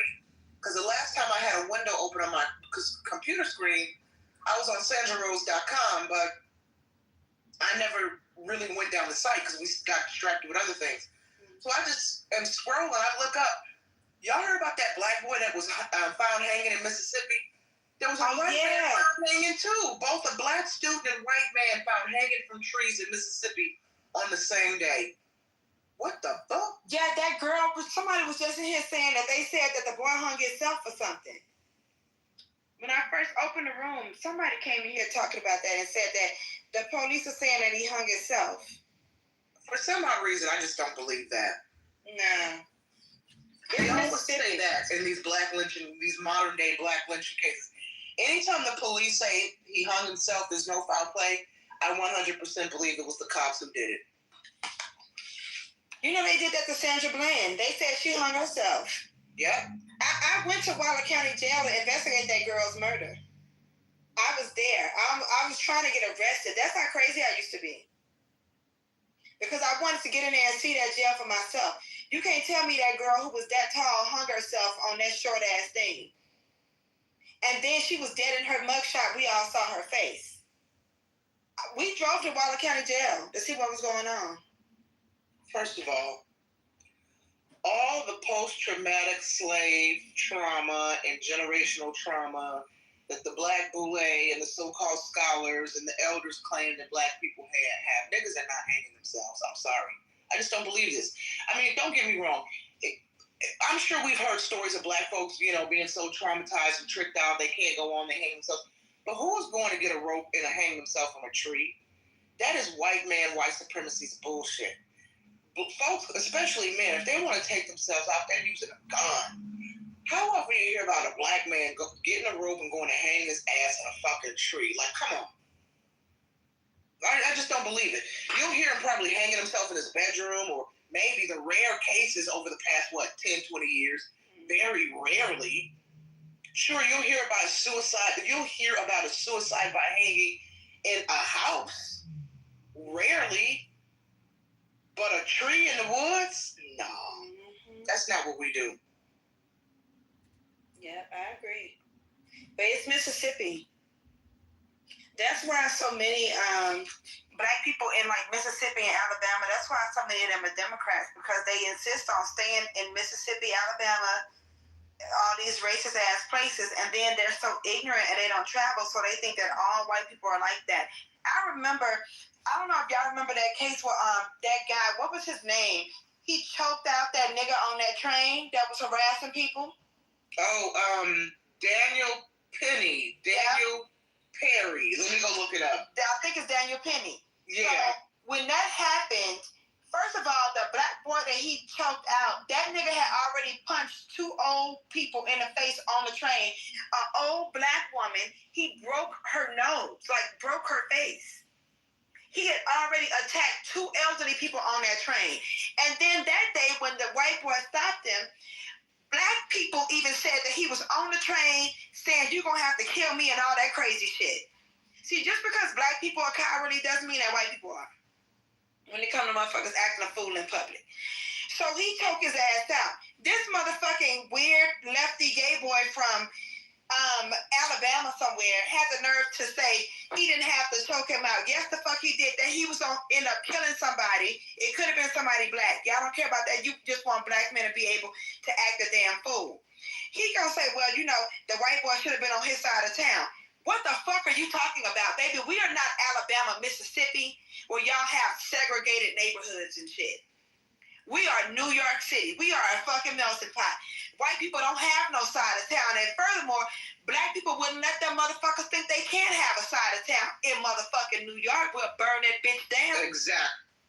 We don't do that weird shit that they do in the Deep South. But they think that everywhere is like that. And so that's why a lot of them are so lefty, crazy Democrat, because the Democrats they really have those people believing that everywhere in America is like Alabama, Mississippi. I wouldn't live there. I don't know why they keep living there. Pack your nigga bags and leave. Maybe you'll go expose yourself to something outside of the racism that and experience something different so you can stop being delusional and crazy. Girl, some people, you couldn't pay me to live down there. Girl, that reminds me of a room I was hosting on Clubhouse some months ago, where there were these 2 young Black folks on the stage. They both lived in the South. And to listen to them talk about their experiences with white people in job was just, it was surprising to me. I mean, Marley, as you know, I'm Generation X. I've been working since I'm 14 years old. I've had all types of jobs, from corporate America to working in the food industry for the past 20 years. As you know, I've worked in film and TV. I lived in LA for 20 years. I worked for all types of studios, production companies. I've worked for A-list filmmakers. I have never experienced the level of so-called racism. And I've been working around white folks my entire life. And I'm not saying none of them were racist. They just didn't bring the bullshit to the job. Okay? Whatever they did in their home and their private lives and their social circle ain't got shit to do with me. But at work, I never saw that bullshit. They're bringing it to work nowadays, girl. Are they? This is crazy. You know what, Nunu? I've had the blessing to, because what I do now as an entertainment news reporter, I can work from home. As a matter of fact, I have 2 jobs, and both of them, one is non-entertainment related, and the other's entertainment related. And I can work from home and do my job, and I've been working from home. And sometimes with my entertainment job, I do have to travel. But I haven't been in an office environment in years, probably since 2017, to be honest with you. But before transitioning into remote work, I didn't deal with these weirdos. I didn't deal with this. So when I was listening to these young blacks, I felt sorry for these two young blacks, what they were saying about the white folks that they work with and their experience with racist white people in their jobs. And I'm like, holy shit, this is real life. Like I've never experienced anything like this. Even when I worked with white folks who were known for being racist, right? I can think of two right now. This white woman I used to work with many moons ago, and a white dude. And folks in the office were warned, so-and-so was racist, so-and-so was racist. But they didn't show that side to me. You know, they knew how to act when they were around their white folks who would accept that type of shit, who wouldn't check them on that shit, right? But they didn't know that some of these white folks were like, yeah, we're going to go back and warn the black people who, like, that you're like this. So, girl, I don't know. I felt sad. I felt really sorry for them. And I told them, I hate that y'all have to experience this. And I hate that you feel like you don't have protections. Because let me tell you something. I worked for two prominent companies way back in the day. And my bosses were just, it had nothing to do with race. They were just narcissistic egomaniacs that didn't know how to manage an office. And their management style created a lot of stress. I sued both these companies, won both times. And you have to understand, I didn't go out looking for a lawsuit when I started having panic attacks and went to the doctor the first time I had a panic attack and told the doctor what was going on. She was like, yeah, whoop-de-whoop-de-whoop. You can sue for workman's compensation, stress-related. I didn't even know that was a thing. Okay? The doctor said, sue for stress-related workers' comp.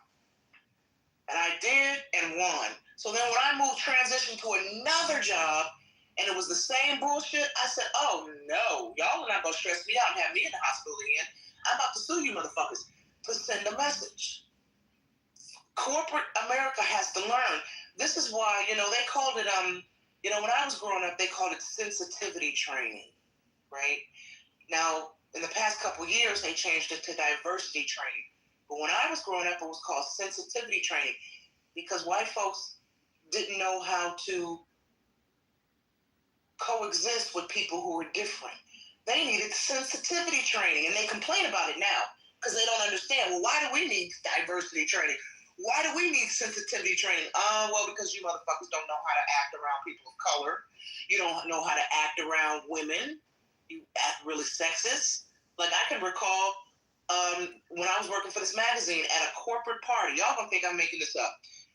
One of the white executives went up to these two white girls. They were probably two of the baddest white girls in the office. And he grabbed he grabbed them both by their necks, the back of their necks, and said, I want to see you two kiss.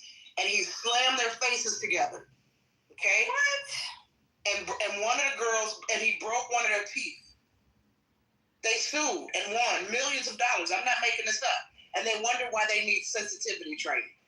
Because no white man, you can't grab white women or any woman by their neck and slam their face together so you can watch them kiss. He didn't go to jail? Girl, no, he didn't go to jail. No, they had arbitration and shit. Okay? My aunt is friends with a woman, and here's another story. I'm not making this up. Years ago, y'all remember Sex and the City? Years ago, we're talking well over 10 years ago, right at the height of Sex and the City. My aunt is friends with a black woman who's a writer. She got a job writing for Sex and the City. One of the white executives told her, because she was, she wrote one of the episodes. One of the white executives told her, what does a black woman know about a rich white woman's life in New York? Like basically, she can't write an authentic white woman's voice because she's black. She sued won $2 million. I think that's why she sued, because of discrimination. They fired her like, bitch, because he told her, what do you know about, you're black. How can you write about a white woman in New York and her experiences and blah, blah, blah, blah, blah. She sued the motherfuckers, and rightly so, and won. And then they wonder why they need diversity training and sensitivity training. Because you motherfuckers don't know how to act around people who aren't white. You don't know how to act around women. You don't know how to talk to black people and people of color and people from cultural diverse backgrounds, right? You don't know how to, listen, I worked for a company, and the white salesmen, when they would fly in, this is when I was living in LA, we had, this was a film studio I worked for. It was the sales office were white men, and they worked in the field. They didn't work in LA. So I would talk to them on the phone a lot, and they would only fly to the company maybe once or twice a year. And they'd always say goofy shit like, Nye, you're not like the blacks. You're not like the other blacks. You talk so proper. You're not like blacks, right? These fools thought that one day the CEO came in. I shouldn't say came in. We were having like some sort of corporate function. And he said so casually, I don't remember what the discussion was about, but he said so casually, because, because Nye comes from Egyptian royalty. He was so serious. And I looked at him, I said, Egyptian royalty? What the fuck are you talking about? I didn't say it like that, but I'm like, what do you mean? I'm black. I'm from Chicago. Like, my parents were, one from my father's side is from Louisiana, my mother's side is from Mississippi. We ain't no Egyptian royalty. And I said, why do you think my family's from Egyptian royalty? And he said, because of the way you speak. Can you believe it? Wow. These people are crazy. They're fucking delusional. Wow. And they wonder why they need insensitivity and diversity training. That's why I'm always tickled when I go in spaces and hear white folks talking about diversity training and sensitivity. Why do we need this? We need to opt out. Because you have no cultural experiences. Yeah. You don't know how to talk to black people and Indians and Jews and et cetera, et cetera, et cetera. Okay, without being racist and stereotypical and sexist. For some, they just don't get it. I think something is mentally is wrong with them. It's like they lack some sort of mental connection. But it might be something mental, but I've said this about white people for a long time.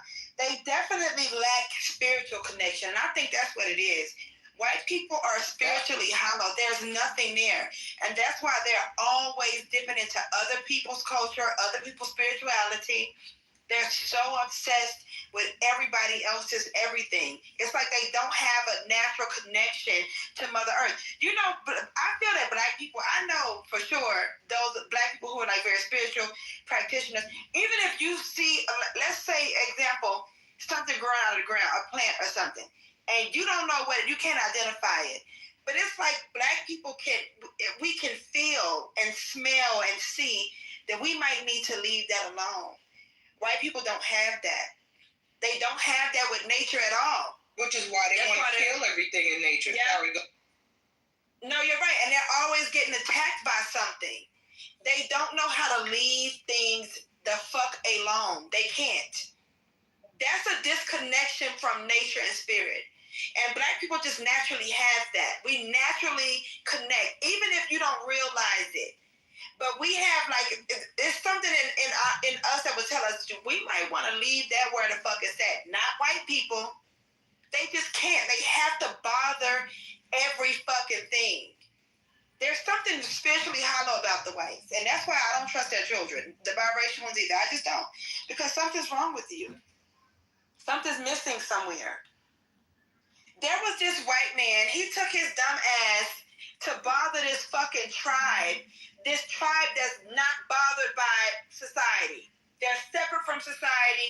Nope, the government in that place has said don't bother them. I think it was in Peru. And he took his white ass to bother those people to try to tell them about the Bible. He come rolling up on a boat. They see him, they start throwing arrows at him. One of the arrows stuck into the Bible. That should have been his sign to leave them the fuck alone. If Jesus don't have mercy on them and they've had no contact with people, well, maybe they meant to go to hell. Leave them people alone. He rolled back after the arrow went through the Bible and took his dumb ass back over there again bothering these people. I don't think he was trying to bring them to Jesus. I think he's just white, and white people have to be intrusive. They have to intrude. They have to. How dare you be an uncontacted tribe and think I can't bother you? I'm white. And they ate that motherfucker and gave his skull to somebody, the family or something. As they should have. As they should have. And I'm sure his ass tasted bland. They should have ate it because white people cannot just leave people and things and places alone. It's not normal to always be getting attacked by bears and shit. That shit ain't normal. You don't really hear about that happening to black people because we understand how to respect nature. And whites just don't. That's the truth. Every time, let me tell you something. I don't have a lot of fears in life, but bears is one of them. But I'm definitely afraid of bears.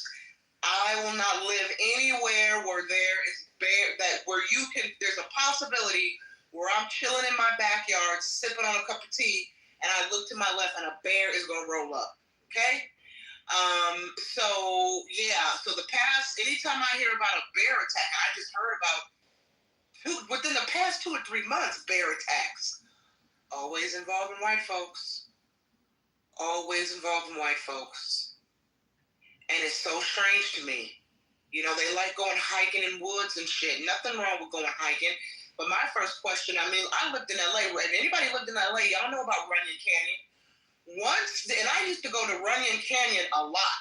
But once the mountain lions, we had one too many fires, and then mountain lions decided, bitch, we're coming down to Hollywood Boulevard.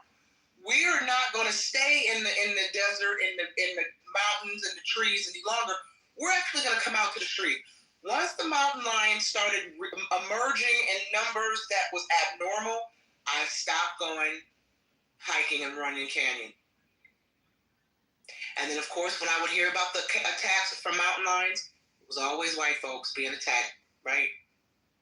Yeah, I agree. This is going to sound really funny, but my friend said years ago, as we were talking about UFOs and things like that, and UFO abductions, are they true? Are they real? Are they not real? And I said, it's interesting. Everybody, since the 50s, 60s, I think maybe since the 50s, anytime you've heard of a so-called UFO abduction, 99.9% of the time it involves white people, so they claim. My friend said, I believe that's because the aliens know something about us that we have souls and they don't. So they always kidnap the soulless. I said, damn. What she says, they kidnap and experiment on the soulless. Let me tell you, I truly believe I was abducted by aliens in 2021. I don't think I dreamed that. This is the thing. And this makes me think that what you're saying might be right. It seemed like I had something that they needed. See, I think they do take those white people because they're just fascinated. Like, what the fuck is this? It's white. But that didn't happen with me. I'm telling you, if I tell you about that damn experience, this happened to me in October 2021. They came and got me from my bed and brought me back. I'm telling you, those were aliens. They came in my fucking apartment. They did something to make my dogs not bark. Okay? And it's like they came through the door, which was crazy. And I was lifted out of my bed, and when they were done, they gave me some valuable information about our government, like a warning, and brought me back. Unharmed. But go ahead, what you were saying. Go ahead. No, I believe you, and I've told this story too a couple of times, and I'm not even making this up. This is going to sound funny. See, people who aren't spiritually enlightened, people who aren't tapped in, people who don't open their mind to the possibility of either, for lack of a better words, timelines, multiverses, dimensions, aliens, spiritual guides, etc., etc. All this shit sounds funny to them. So I'll never forget, I remember this like it was yesterday. When I first came back to Chicago, when my mother was living in this apartment before we got this big family house, I was sleeping in the guest bedroom, and I remember it was dark. It was real late. I had the door closed because I like to sleep in the dark, and I was listening to music on my headphones, like the Bluetooth headphones, okay? And I was not drunk and I was not high, and I have to say that because when I tell this story, the first time I told this story on Clubhouse, folks were like, "Now, were you high? Were you smoking some weed?" No, bitch, I wasn't. I can't really tell you what happened before I think they're called the Shadow Men. I'm laying there, not sleep, just listening to the music with my eyes closed. All of a sudden, I felt a presence in the room. Like I just felt that something was in the room with me. So when I open my eyes, I see 5 or 6 shadow figures. They were like these humanoid figures, but you could tell they were human in shape, but just black. They had no physical, no eyes, no nose, but they had the physique of a man, okay? But just completely solid black. And even though the room was solid black, I could still see these shadows. And it was almost like they just manifested in the room, and almost like my room was a portal to wherever they were going. And they were walking through the room, through the door that was closed, right? So on one side of the room was the door, on the other side of the room was a wall with a window. So it was like they were coming out of the wall where the window was, walking through my door. And I wasn't even startled. They didn't speak, but I could hear them saying, it's cool, we're not here to hurt you. Don't be alarmed. Girl, right? This is crazy because they didn't speak to me, but like they communicated it to me. Yes. I swear to, go ahead. No, but you knew what they were saying. It was all telepathic, wasn't it? Exactly. Yeah. So I just sat there and watched them, and it didn't last, maybe about 60 seconds. And I remember this so vividly. And this was like 5 years ago. And I had never heard of the show. And probably that week, I'm on Clubhouse. There was a guy, I don't remember his name, but he used to host tarot card rooms, and do your horoscope. And one day I just happened to go in his room, never been in his room before, but this was right around, like maybe that week or days after my experience with the shadow people. And he's talking about the shadow people. And I'm like, fuck me, I was meant to be in this fucking room. And it was in that moment that I went online because I didn't have a word for what I saw that day. I didn't have a word to describe it. But when he mentioned it and described them, I went on Google and looked it up, and I said, fucking hell yes. This is exactly what I just experienced. And I've been a believer ever since. So folks in the room, I know some of y'all are like, girl, that sounds crazy, but I'm telling you what I experienced, ladies and gentlemen, Kitover and under Anonymous down there. Just telling you what I experienced. They came in my apartment. I was in Manhattan. I was living in Manhattan. We had 2 dogs. I was in a bed with my lying drunk ex, and I heard my door open, and I even feel like, even though I was in the bedroom, I saw the light from out in the hallway coming into the apartment. How I saw that, I don't know, because I can't see that from my bed. And my dogs did not bark. I remember I was laying there, I couldn't move, and I was thinking, somebody just walked in here. I see the door open, and how I saw that from the bedroom again, I don't know. But I'm thinking, I see the door opening, somebody just walked in here. Why aren't those dogs barking? Because they were crazy. Those dogs were insane. If you cough, they would bark. I don't know why they were like that. So it was strange to me. So I remember knowing that something was coming in my apartment, and I started like lifting off of my bed. I don't remember exactly what happened right after that, but I know the next thing I know, I was in a room, and the room was like an elevator. Like it was a big room. It was a lot of people in there, and they were like having a party or something. It was like a fancy, like a cocktail party, like a dinner. It was cute.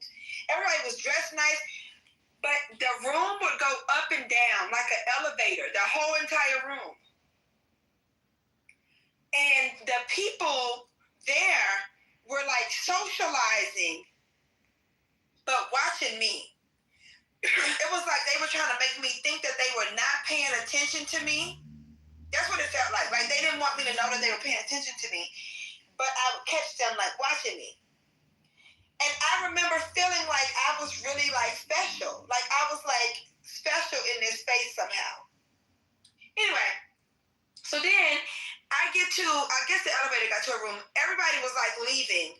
And I end up, I don't remember how I got there, but I end up like in a room with some that looked, because the people who were in the room with me, I remember telling them, I know y'all are not human. Because they were trying to look human, but when you really look at them, you could see like their faces glitch, their skin color wasn't right, they were not like me. They were different from me.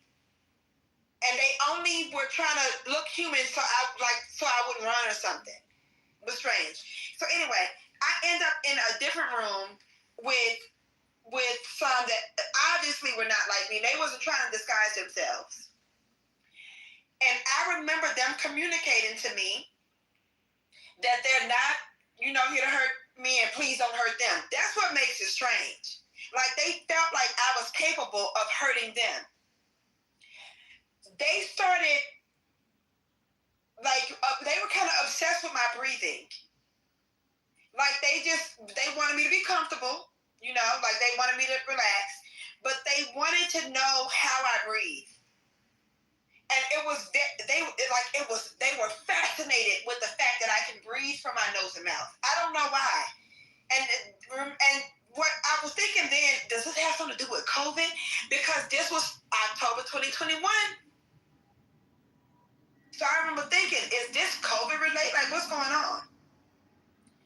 Anyway, they did not do anything harmful to me. They thanked me, girl, thanked me for coming with them.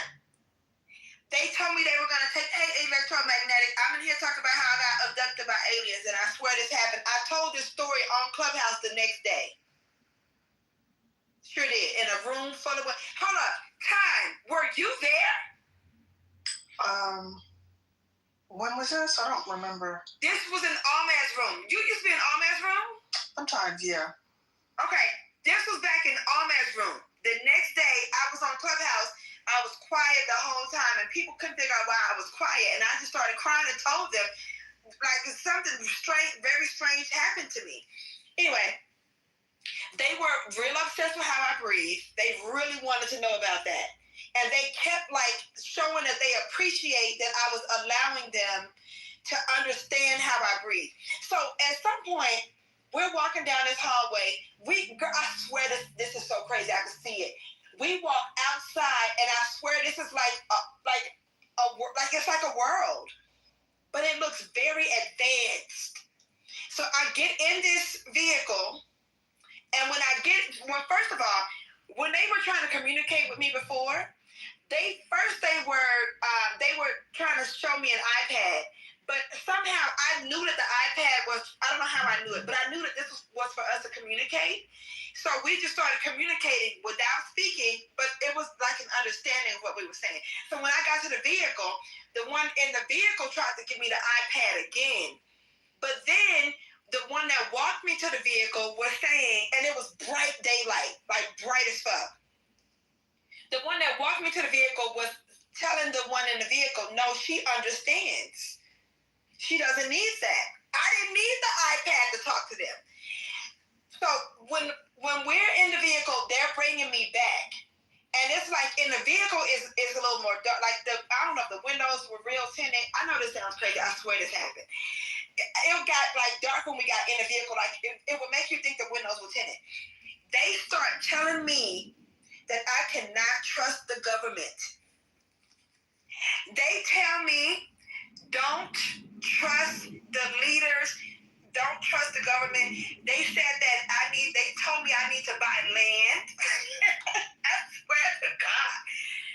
they told me that I need to buy land, I'm gonna need it. I'm gonna need the land. And they do not believe what they tell me. And they brought me the fuck back. How I got back, I just know I was in the vehicle and then I lowered back onto my bed. It felt like I was lowering back into my body. And then they were gone. This happened to me October 2021. I got on Clubhouse the next day. That room might still be on Clubhouse. You never know. I got on Clubhouse the next day, and after I was quiet for a few hours, I told the story. That shit was crazy. And I know that for the way that white people have described it, when I used to watch Unsolved Mysteries, it's not the same. It was like they had a respect for me. You know, like they had a respect for me. And they thought that I could fuck them up too. And they was like, look, we're not trying to hurt you. Please don't hurt us either. I wonder what the fuck that was about to this day. I don't know what the breathing part was about. I think it was related to COVID. But I'm just going to tell y'all what they told me. Don't trust the government and get some... Well, that's interesting because it reminds me at the height of COVID, a similar thing. Well, not a similar, but kind of a message. I remember at the height of COVID when they were about to go on these lockdowns and everybody was tricked out about 6 feet. We got to stay 6 feet. We got to mask up. Can't hug grandma. Don't touch your groceries, etc., etc. I remember, because I'm very much spiritual and I believe in the Most High God. I remember my inner voice, which I attribute to God, but I'll just say my inner voice was like, God was telling me, you don't need no damn vaccine.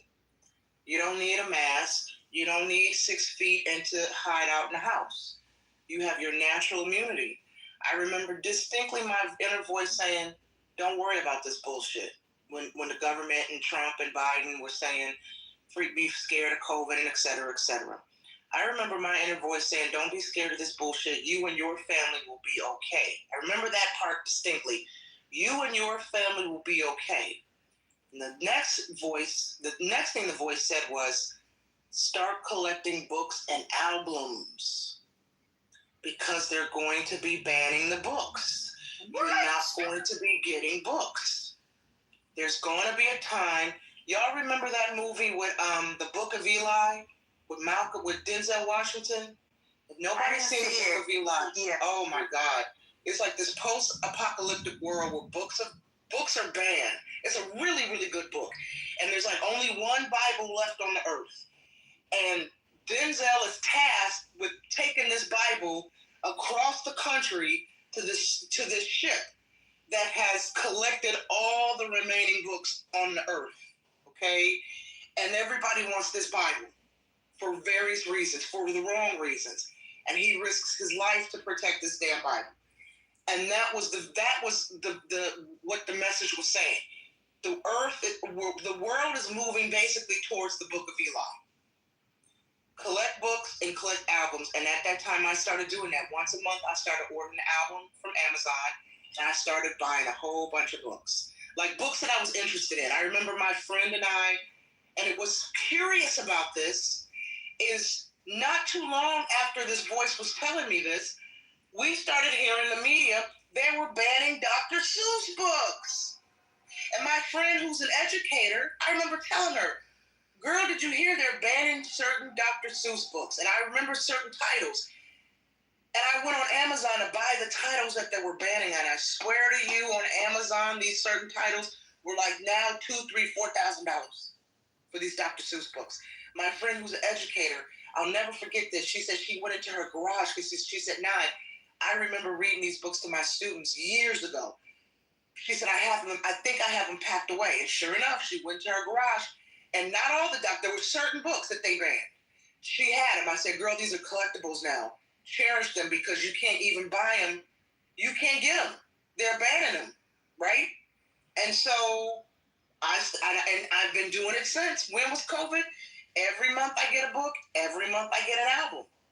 And that part aside, What I was actually going to say, because you said something in your alien submission that got me to thinking about this film that came out in 2014. Have y'all seen the movie The Signal with Lawrence Fishburne, that alien movie, The Signal? No. If you come across The Signal, I'm not even going to spoil it. It is quite possibly one of the best alien films to come out in the last 20 years. All I'll say about it is it's about these college students who they go on a road trip because they track this signal. One of them is like this computer genius, right? And he tracks this signal that he gets like on his computer to a house. They don't know what this signal leads to. It's like from one computer talking to his computer. And so they decide to go track this signal because they don't know what it's saying. Is it a message? Who sent the signal? And that's all I'm going to say. That's all I'm going to say. Google it. I don't know where you can find it now. If it's on Netflix, if it's on Prime. But there's something you said in your submission that reminded me of The Signal. And y'all, if you like, it's not scary now. It's not like there's some gruesome scenes, but it's more like, oh, my phone is about to die. It's more like a psychological thriller involving aliens. It's on Amazon Video, Apple TV. Yeah, it's good, ladies. It's really, really good. And it's one of those, it's got a really brilliant, twisty ending that'll leave you like, holy fuck. And I was thinking about that ending when you was talking about your alien abduction. I was like, this is The Signal Part 2. Girl, I'm telling you, that's how that shit happened. And when it first happened, I had more memory of it. Like, I could remember certain things, and now some of it I don't. But I clearly remember they did not, like, they were very careful. Everybody, I felt like I was, like, above them in some way. Like, I was, like, superior to them. They all treated me that way. And everybody in that room knew not to bother me. It's like I didn't see this happen, but it felt like somebody said, okay, y'all can go in the room, but don't fucking bother her. Just act normal, act like y'all having a dinner party.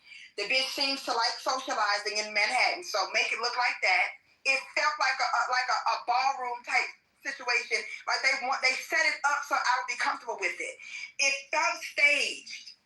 Like they were trying to find stuff that I like, because I love the socializing. I love being the socialite. They tried to make it seem like that kind of room, chandelier, all that, but the room was a fucking elevator. Like it was a big ass room that went up and down, and people would get on and get off. And they didn't like want to startle me, and they didn't want to make me think that they were staring at me. I could tell that they were socializing, but also like trying to get glimpses of me. And for some reason, they felt like I was superior to them. I felt like I was a fucking queen visiting their home, like visiting their land. It was strange. That was strange. Well, it never happened again. Go ahead. No, I'm sorry, I didn't mean to interrupt. I had clicked on somebody's profile just to see who they were, if they were. Yeah, never mind. Yeah, Marley, watch The Signal. There's a moment, I'm not spoiling it, but yeah, I think you'll like it. I think you'll be like, holy fuck. So, there's, what you just said is very much on point with this film. And I think it's probably not too far off this film from what really happens when abductions happen. So for anybody in the room who's probably like, wait a minute, does this bitch believe in alien abductions? Yes, I do. I don't believe that, right? That humans we might be the most advanced species in our galaxy. You know, somebody said something to me once that I hadn't really thought about. And because here's the thing, you know, for those in the room who don't know, I am a writer and screenwriter, and I've worked in the entertainment business for a long time. And one of my go-to genre to write about is government conspiracies and alien abductions. I was a huge fan of The Twilight Zone and The X-Files, et cetera, et cetera. So for years, and I'm not exaggerating here, because when I write stories that have to do with aliens and government conspiracies, I always pull from either true tales or information that the government has already released since Area 51 post, Project Blue Book, Project High Jump. I think Project High Jump was when they allegedly jumped into the Hollow Earth. Admiral Byrd, I think it was Project High Jump is what they called it, I think. So I say that to say that I've been doing research about government involvement with aliens, so-called alien abductions, so-called government using, making a pact with certain alien species. They can abduct so many humans per year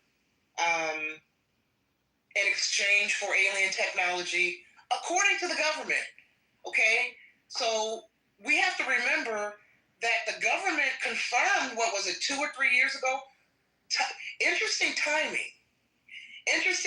Y'all remember during COVID, where the government was like, yeah, aliens and UFOs are real, and nobody cared because everybody was distracted with COVID. Okay? And so I've been doing this research for so long, and one of the things that I've uncovered in my research, if we believe these things, is that there are various alien races. We have the reptilians, we have the Greys, and the movies always touch on the Greys. Now, if you're old enough, you might remember V for Victory back in the 80s, that series V about the reptilians.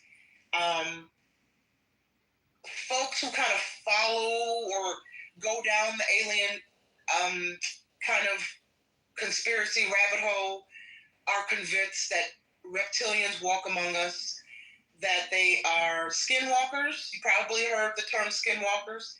Y'all have heard of Skinwalker Ranch. There are people who believe that members of the royal family are skinwalkers. They're reptilians. That some of our global elitists, like the Rockefellers, the Osiri family are reptilians. Again, I know it sounds crazy until you do the research, and then you uncover things that the government has released since the 60s. If they're saying this shit is true, or if it's a trick bag, that's up to our individual interpretation. Okay?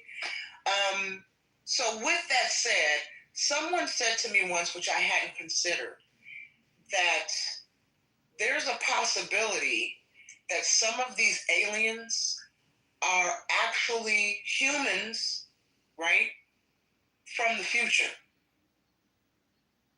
And we're talking like 20, 30, 40, 50, 60 years in the future. Time travelers. We don't know how long humanity is intended to exist. We don't know if the human race is going to be around 100, 200 years from now. We don't know.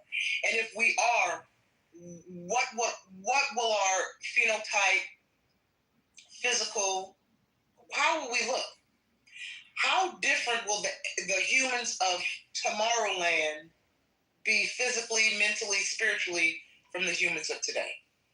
And somebody was like, I think the aliens are actually are us from the future coming back to warn us about certain things, or to provide us with knowledge about certain things, technology about certain things. But one thing I uncovered in my years-long research about these various aliens, alleged aliens, is that the Greys and the reptilians are at war. And they have been for hundreds of years, if not longer. And that the Greys watch over humanity because if we fuck up, it fucks up not only our galaxy, but surrounding galaxies. That's why they make sure we don't use nuclear weapons. Okay, they intervene. They don't give a fuck about wars and shit, because this is pedestrian. The World War I, World War II, the Holocaust and shit. While severe, but necessary in our evolution. It's the complete destruction of humanity that they're concerned about. They're also concerned about the infiltration of reptilians in our government and governments around the world, right? Allegedly. I put in alleged because I know a lot of folks don't believe this. They think it sounds funny. They think it sounds spooky. But I'm telling you in my research, this is the shit that I've uncovered that the government claims is true. Do with this information what you will. But I'm telling y'all, Hollywood tells you these things in their movies. They put it right out in the forefront because they know folks won't believe it because it's seemingly science fiction. And that's why I mentioned The Signal, because I'm thinking, I believe when alien abductions happen, and listening to your tale, Marley, it reminded me of The Signal. I think it probably, when humans are abducted and used for experiments, I think they probably, the way it's depicted in The Signal, I think that's more truer to real life abductions than we know. And again, I know some of y'all probably haven't seen The Signal, but if this type of shit is right up your alley, watch it, okay? And then I would be curious to know how y'all feel about it, especially if you believe in aliens and alien abductions, right? Because I certainly do, you know.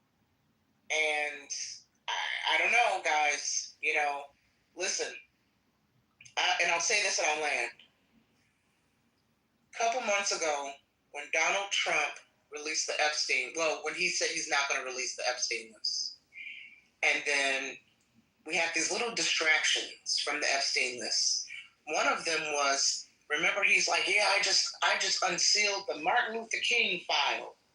And folks were like, yeah, some of this information has already been public for a while, sir. This is just a distraction because you won't release that Epstein list. And I was in a room, I host this room on here with JB, as you know. And I said, JB, he said, Nye, how many more distractions do you think are going to happen that we're going to see? I said, JB, and I wish replays were on because I would replay this so y'all know I wasn't bullshit, that I'm not bullshitting with what I'm telling you. But we don't have replays in the room. I said, I'm going to tell you what the distractions are going to be, because one thing about humanity, if you study history and history repeats itself, you know what's going to happen next. Nothing is new, nothing is shocking. Everything repeats, right? And so because I love history and because I'm a researcher and because I like to read, you know the playbook. I said, JB, let me tell you what's going to happen. I'm going to tell you what the next distractions are going to be. Either A, we're going to have an alien invasion, and I was kind of being funny. I said, B, either a white girl's going to go missing, and it's going to, grip the nation. It's going to be international headlines. A pretty young white girl's going to go missing. Anybody here in Western society knows almost every year some cute little white girl, some child or young white woman goes missing. Gabby was the last one, if y'all remember. And before her, we had Casey Anthony with her child, the baby down in Florida. I mean, every year, something with a white woman that makes international headlines. And I said, or we're going to have some sort of terrorist shooting, some mass shooting, some sort of shooting that's going to cause all of us to clutch our pearls. And lo and behold, ladies and gentlemen, on this fine day, September 16th, I was just telling JB, I said, JB, I'll be damned if all three haven't come into fruition. Everything I told you 2 months ago, a month or two ago, was going to be a distraction. It's all come to fruition. We didn't have an alien invasion, but what we do have, in case y'all didn't hear, go Google it, NASA and some of your most brilliant scientists claim that there is a planetary-sized UFO ship or rock, they don't even know what the fuck it is, hurling towards the planet. I'm sure some of y'all have heard about this. Okay, I heard them say that they had 7-foot-tall black, this man said African Americans. Aliens. Oh yeah, they have that's another thing, another faction of aliens that apparently on the other side of the moon are black female aliens. right? I've got to tell you that story in 1 second. So we've got the UFO distraction that's coming. We have to shoot. We've had several school shootings, like 2 or 3 since my prediction, and the white girl story. Remember the Ukrainian girl that just got stabbed in the neck? It's made international headlines. And lastly, so we've had the UFO, the white girl, and the school shootings, and now Charlie Kirk. All 3. It's like predictive programming. All 3, right? Now, what's going to be the next distraction from the Epstein files? Well, we're leading up to the fall, winter. Don't be surprised if these loony Democrats come out with another COVID variant. But now, let's go to the aliens on the other side of the moon that they claim on the other side of the moon exists these 7-foot-tall black women who are aliens. Y'all can probably go on Google and YouTube. We're not pulling this out of our ass. This is what your government has been saying since like the fucking 50s and the 60s. Now, is it a trick bag? I don't know. I'm not a scientist. I've not been in the spaceship to see. But this is what I do know. I do know that some years ago, there was a video on YouTube. I'm sure you can still find it. And by you, I'm speaking generally. Where they say that up near the ISS, the International Space Station, exists another kind of space station that they call Santa Claus. It's an alien space station. Okay? The government claims that up in space, and for the record, they also say space, true space is the open. Just think about it. Why were they not able to just go in there and get it done? I agree with you. I think if they would have gone in there quick and fast, the faster they got the operation over with, the less media attention it would get. The longer we were worried about our hostages too. Don't forget. Oh, stop it! No, I agree. You guys are amazing people. Better than most of the other groups of people. You're not worried by that kind of stuff, the emotional stuff. You get shit done. Israel gets shit done. Yeah, and but they should have. Everybody has to serve. So we have a covenant with our people that if they get captured, we're going to try to get them back. It's the same with the Marines, by the way. But don't we think most of them would have said, "Go ahead, get it done. Don't worry about us." Remember Black Hawk Down? We don't leave our wounded on the battlefield. We don't leave our buddies behind. I mean, that's the covenant with the parent. Otherwise, how would the parents let their kids go serve in the army? It's a covenant. I know it seems a little,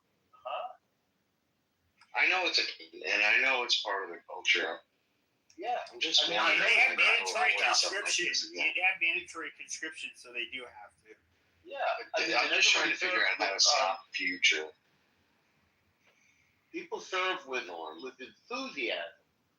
People serve with love. You know, it's like very different in the U.S. Everybody serves and they understand.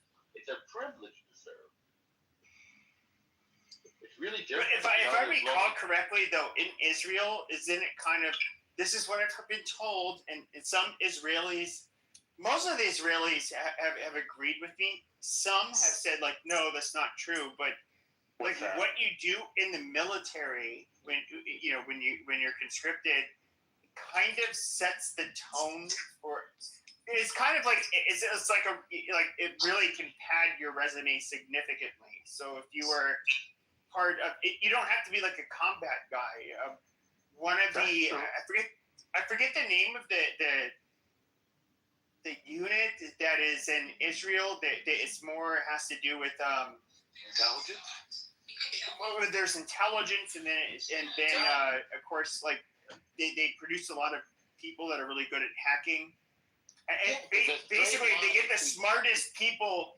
Like when you, so like when you get the smartest people from the smartest high school kids from Israel. A lot of them are gonna, basically they're gonna be part of these different units where it's just like, oh wow, they teach kids that are like extremely intelligent how to hack shit, and then they're very good at it, and then of course their career possibilities blossom after that. I think yes, that's true, and Arabs can serve if they want to. The Druze do serve, the Druzian, which is their own ethnic group and religion. And we protect them. They serve.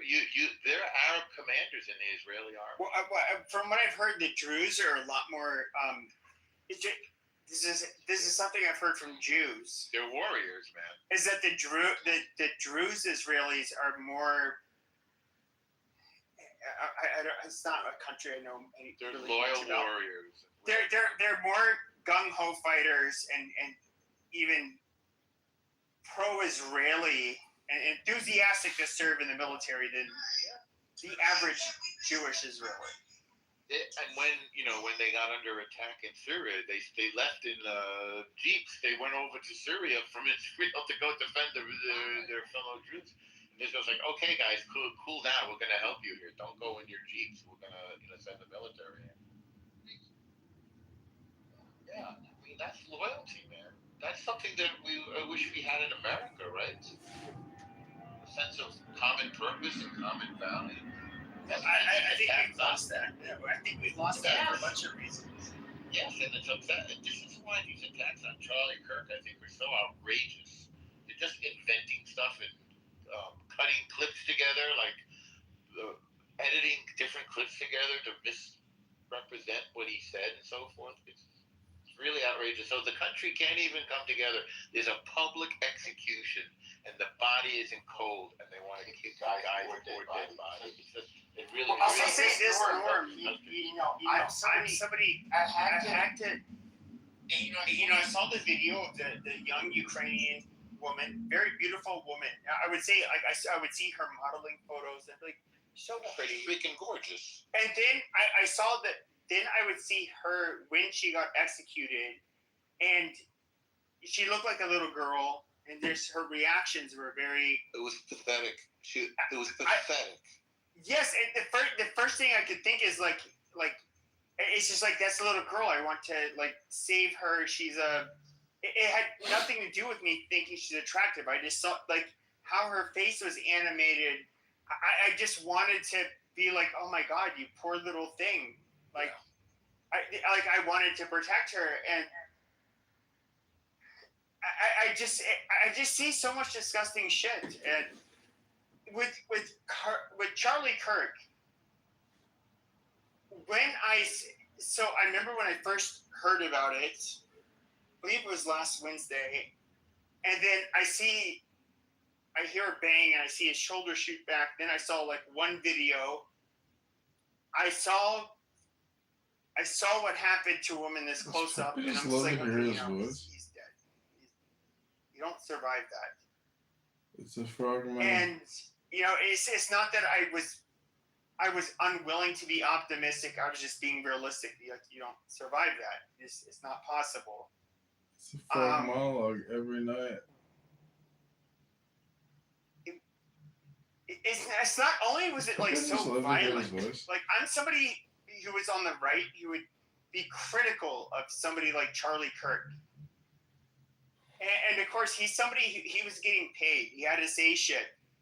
Where I don't have to worry about donors. I don't have nearly the reach of him as somebody like him. And every Jew has family ties. I could be critical, but he was, first of all, I would say about Charlie Kirk, he was a very effective debater. Them by God. And if there's some clips I can share with you, like where he was, like, wow, he's a very good debater. But I was thinking, like, what if that was like Ezra Klein, or some like lefty person that was just like talking to college students, and I saw that bang, and then the same result. I would say that is so sick. That's so disgusting. It wouldn't happen the other way around because the professors, they're all teaching liberal ideology and stuff. You say it wouldn't, but this is a hypothetical. Like, I'm just saying. Let's just say that, and I'll listen to Ezra Klein. And, us right wingers, I guess, can kind of like listen to people on the left, and I don't think he's like Charlie Kirk. I don't think Ezra Klein is a bad person. I think he's actually probably a good person. Just very ideologically different. Yeah, I kind of listen to the Young Turks a bit because I feel like they have some integrity because they'll call out their side occasionally. So I feel like they have some, even though I don't agree with a lot of what they say, but I like to watch Anna Kasparian and I like to watch. Yeah, but Anna Kasparian, I'm trying to think of a really nice way to say this. I think Anna Kasparian is a clout chasing bitch. I don't.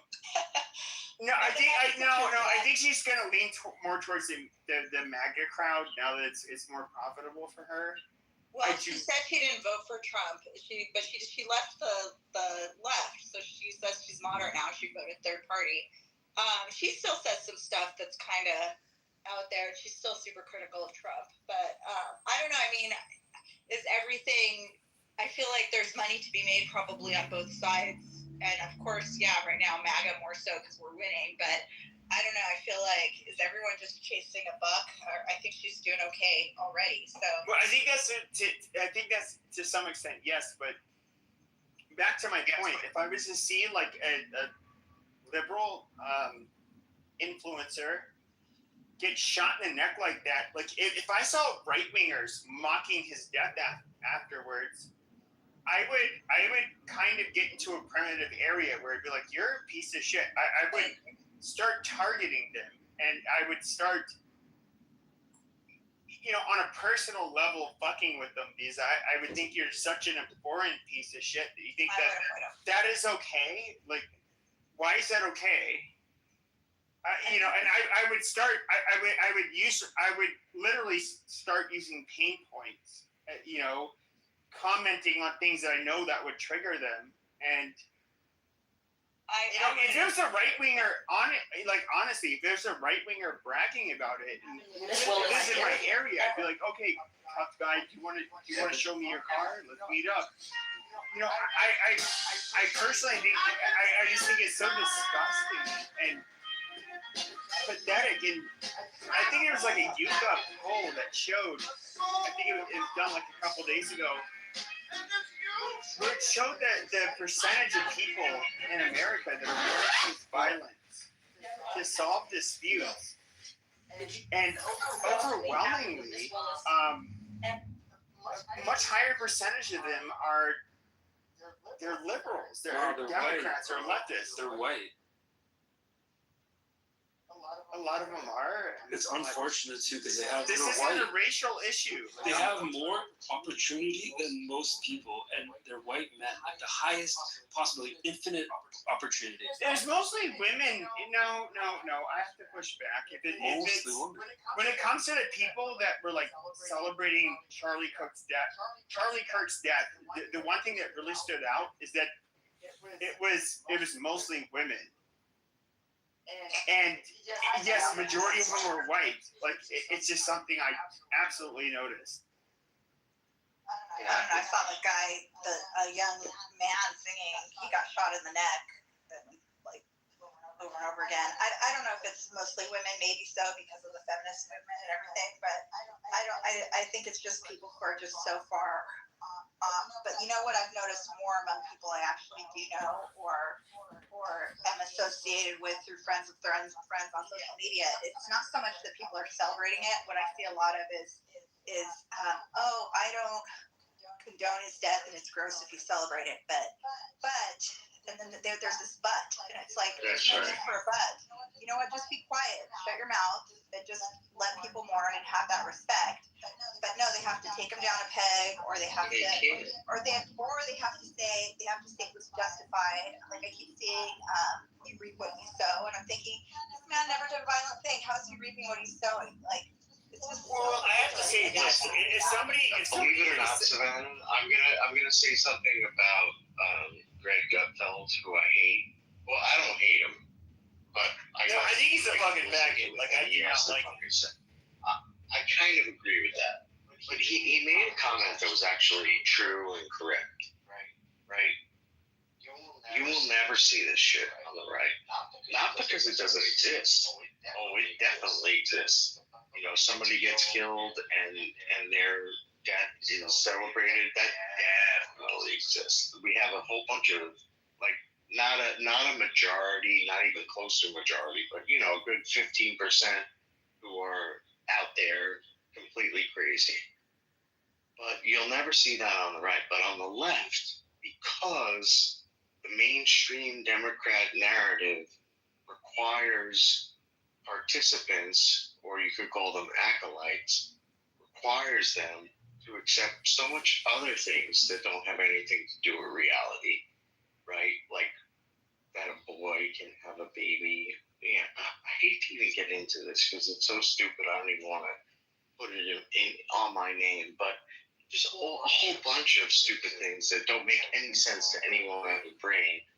That when somebody gets shot in front of their kids and in front of a whole bunch of other students, like this isn't as big of a deal to those people on the left as it is. Let's say that someone on the right gets shot in the neck, right? Like somebody who is right wing shoots a leftist in the neck. You know, it's not quite as big of a deal when you can believe that men are women and boys are girls, and that all these different things, like blacks are somehow subjugated in this country. They're not. They're pushed up. They're put on a pedestal. If you can believe that that's true, this isn't such a big deal to you. And there's a whole lot of people in this country that are celebrating the fact that Charlie Kirk, who this guy, as to whether this was conservatives. Pepe will tell you he knows a lot of the crazy people on the right.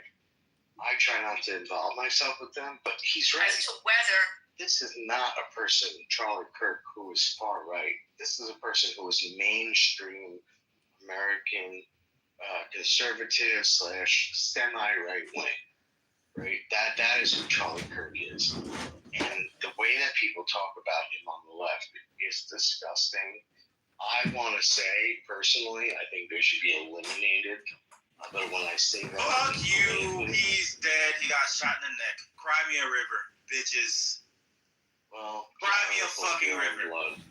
Cry... Oh. What he said? Black people. Cry me a river. When he was talking... If you want to continue. Doctor, why did you say monkey? Why did you say monkey? Because Rickson is a monkey. Yeah. Fuck from. Come on. The fucking neck. No, he generally is a monkey. He is a general. So, you know, thank you very much. He's a generalized monkey who does. Or make fun of me for how I feel. I mean, it's just outrageous. You're what we're talking about here. You're what we've been talking about. Fuck you. I said what I said, you salty. Cry me a river. You salty cracker. Thanks for being an example. We will make sure that we test if tools are used by people who walk on two legs. We will make sure to put you in the conversation, Rick. So you bipedal fucking monkey. Dude, you know what? He did us a favor because he just was a great example of exactly what we're talking about the crazies and the animals.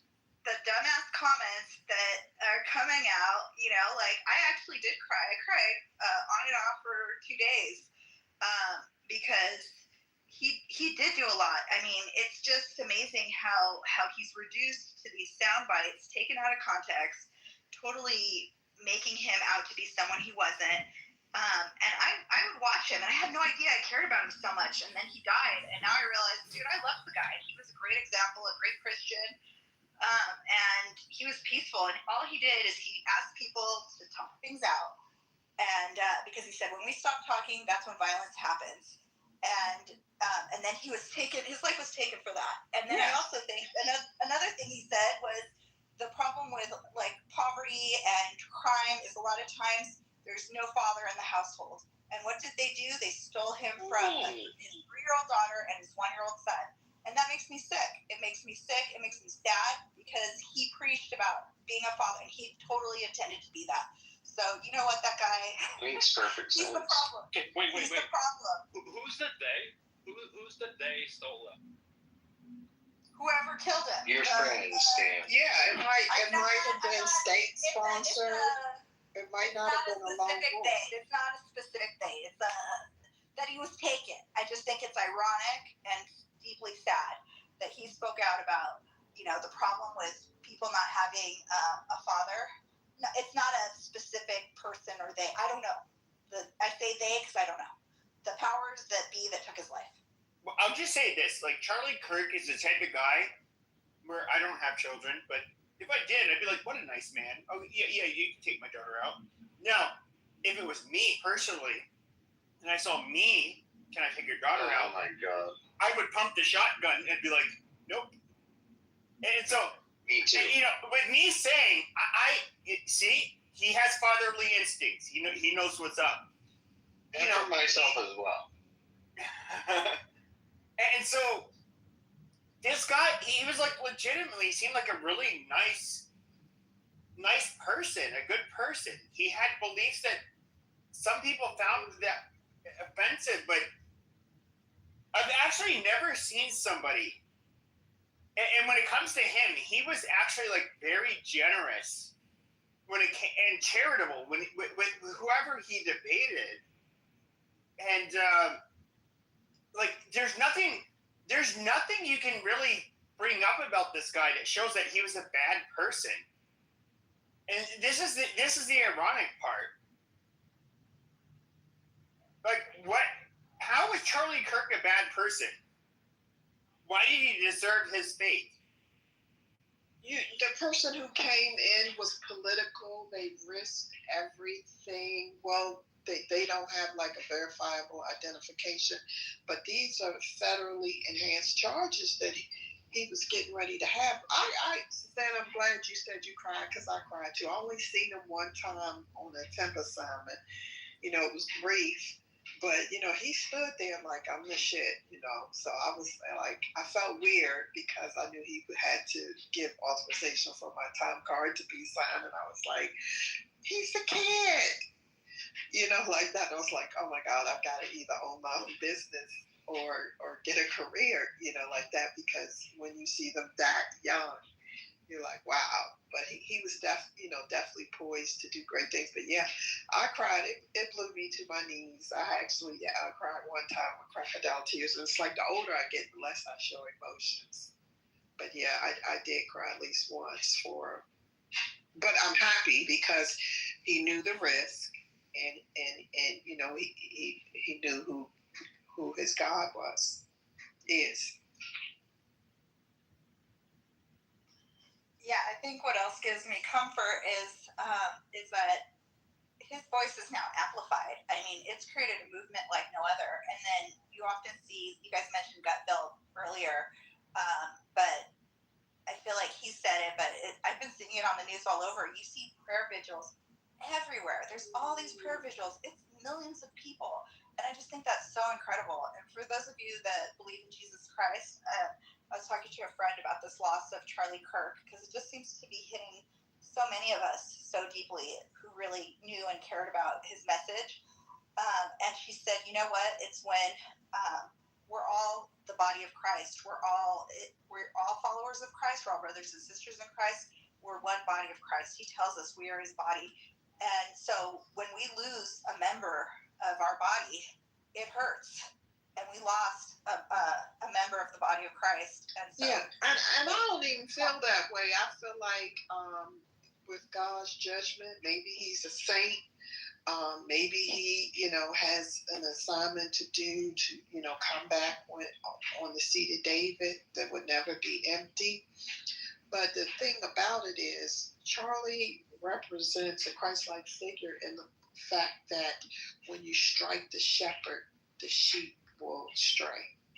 So now everybody has, like, I didn't even have time to cry because I just cried for my sister who had died in April. It's no time to be weak or cry because the sheep are in trouble. I yield my mic. Hey, can I say something about this guy? Just real quick, I just want to say I'm so sorry, Connie, for the loss of your sister. I'm sorry for that. Yeah, I was just gonna say, like, George Floyd didn't really die.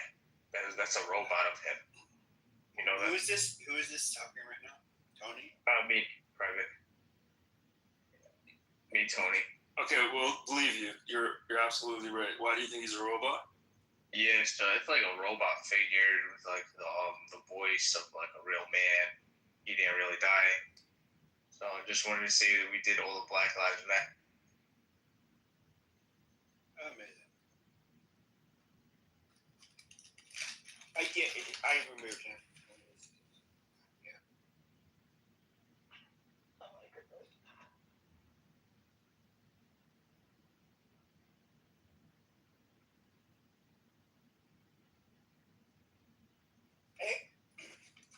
See, I look at this is the really weird part for me is I see somebody who has like traditional values, like people who say like even the guy who killed them. I think he might have some mental health issues. Honestly, how do you? He took the ACT test. His scores, he's within the one like top, literally within the top 1% of the people who took the test. Very like intelligent individual. He thought this through very well. And he's somebody who had a full ride scholarship, dropped out of school, and then all of a sudden he's like I don't know, what is he doing? And I will say this, as somebody who,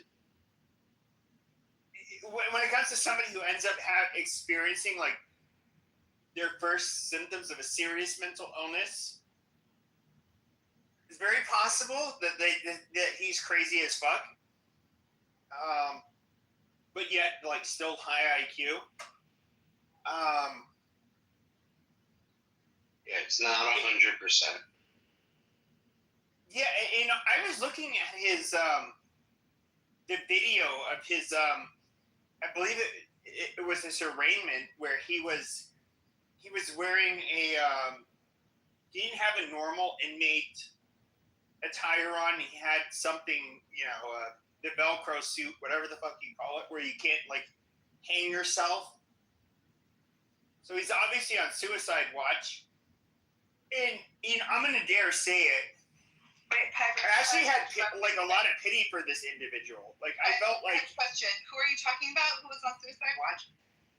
the guy who shot Charlie Kirk. Tyler Robinson. Sorry, thank you. What's crazy is he has the same name as my university roommate. And, they have the same name. I mean, the pretty common name of the thing throughout the U.S.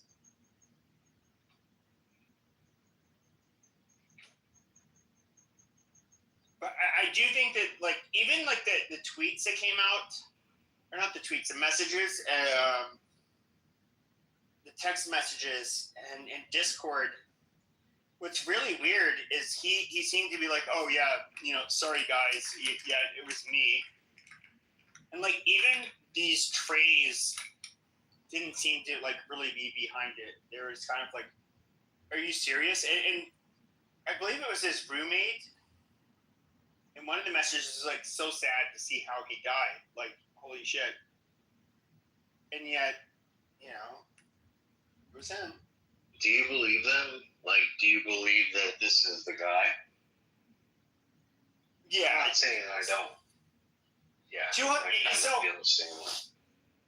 200 yards away, so I'm trying to get to put this, like, after first buying an AR-15 and then, like, shooting, and I'm talking, like, I wasn't in the military, I wasn't given, like, hundreds or thousands of rounds to practice with, but no, like, that shot seems weird.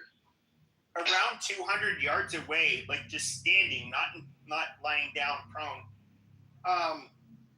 I could still, it was roughly larger than the palm of my hand if I was to place it on the chest of the silhouette.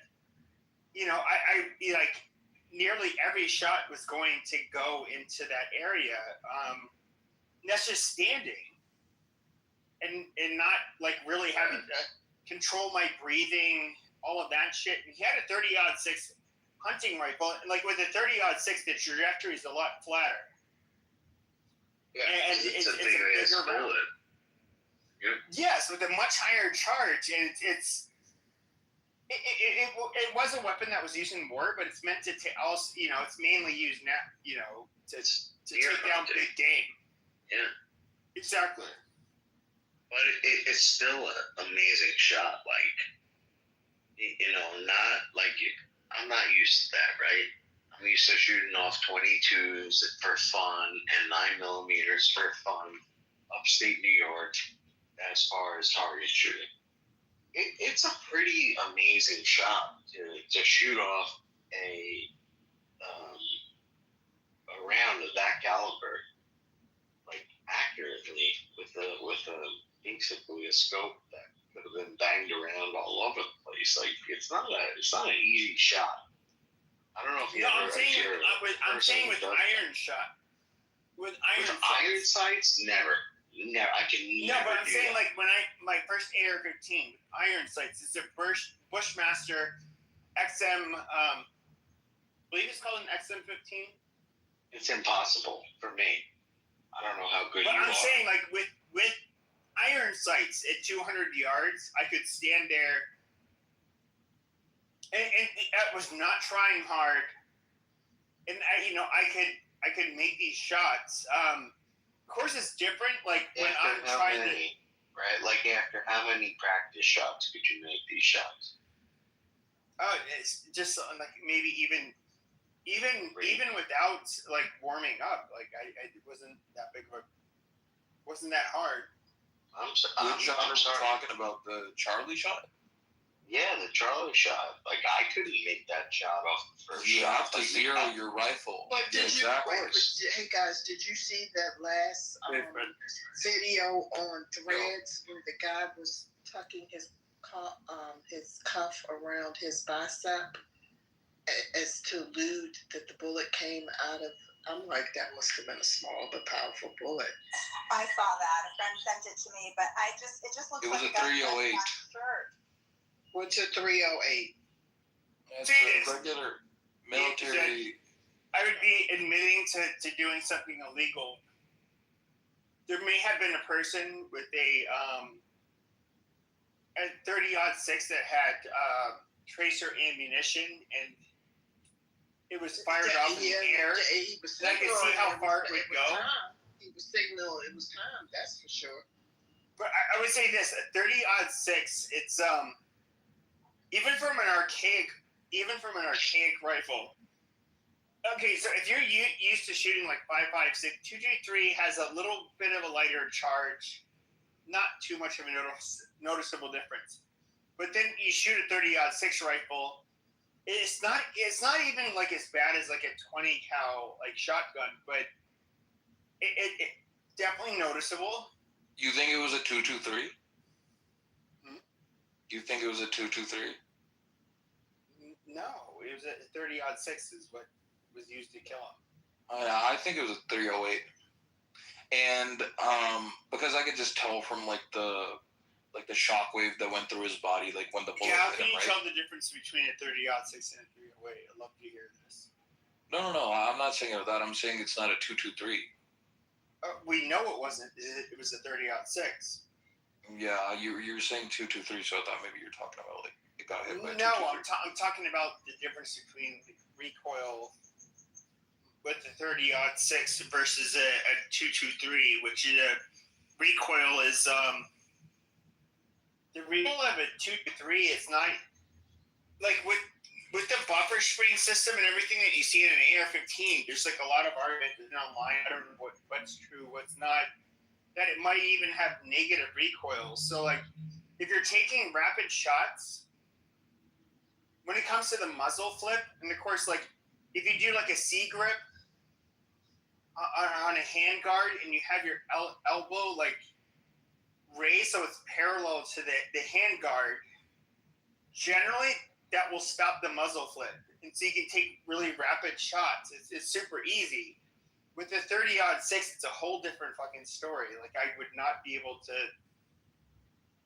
like shoot the same way. I'm not a ballistics expert, to be honest. Like, I just shoot guns. But I think that, what I agree with initially with what Doctor was saying, that you do need, because I've been a sniper, not a very good one, but I've shot quite a few sniper bullets, and I think that. What do you mean you shot sniper bullets? Like, but no sniper says that they shot sniper bullets. He's not a sniper though. He's just a homie. He's not. You're not a sniper. You fucking LARPing. But he shot a sniper. It's different. LARPing. Yeah, you're LARPing. You said I shoot bullets. No sniper would use that phrase. Like, you fucking faggot, like, fake stolen valor piece of shit. Like, you are. Who's talking about being in the military? Okay, but you said you're an experienced sniper. Where do you learn how to be a sniper? What does that have to do with being in the military? You stupid faggot. Okay. All right. You know what? You're just a cartoon character. You're not real. Okay, so since you're a LARPing piece of shit, I'm a trained sniper. You get trained to be a sniper in the military. There's some law enforcement agencies that I guess can teach you to do that, but they would not say use the term bullet. Like, you're such a what a fucking retard.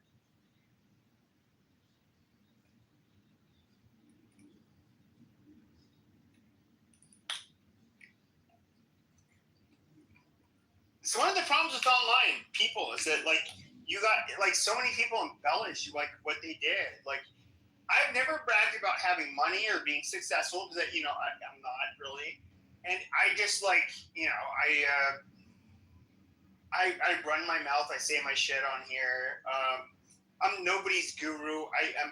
I cannot say that I have any kind of, like, good advice for anybody. I'm not going to sell you anything. Because, what am I going to sell you? I cannot sell yourself. You can sell yourself. Yeah, I cannot, like, fix your life problems and make your life better. If you're just buy my course, I can't say I can do anything like that. So, but then you have the occasional weird faggots like this guy who's just like, I was a sniper. No, he wasn't. He's a fucking retard.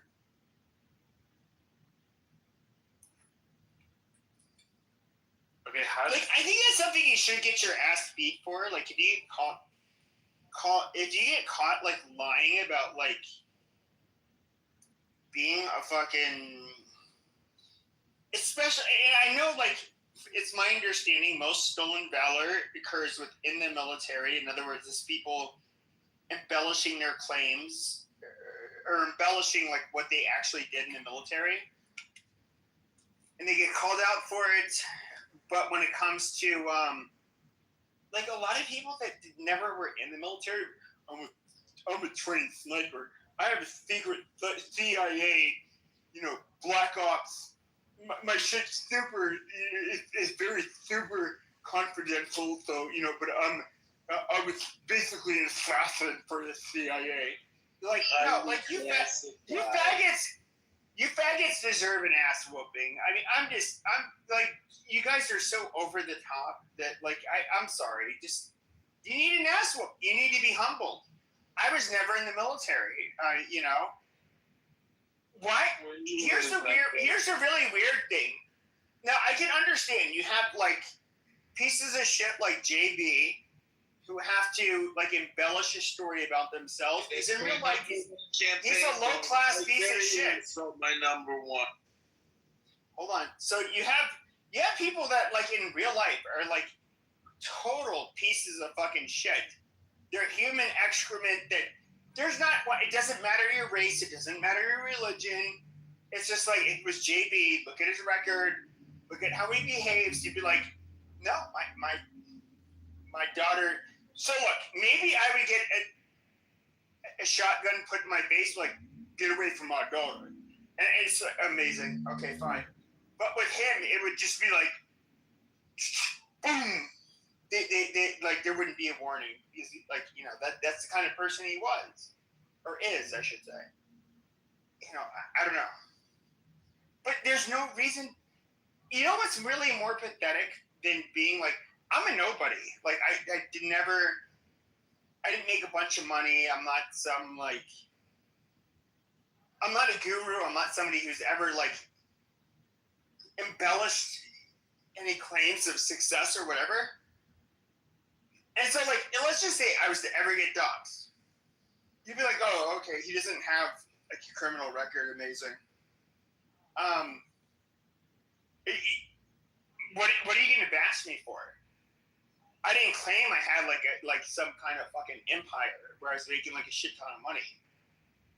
But then you have a lot of losers on this app that are just like, oh yeah, I'm super big shit, and then of course it's very easy to figure, to catch these people lying because, okay, bro, where's your business?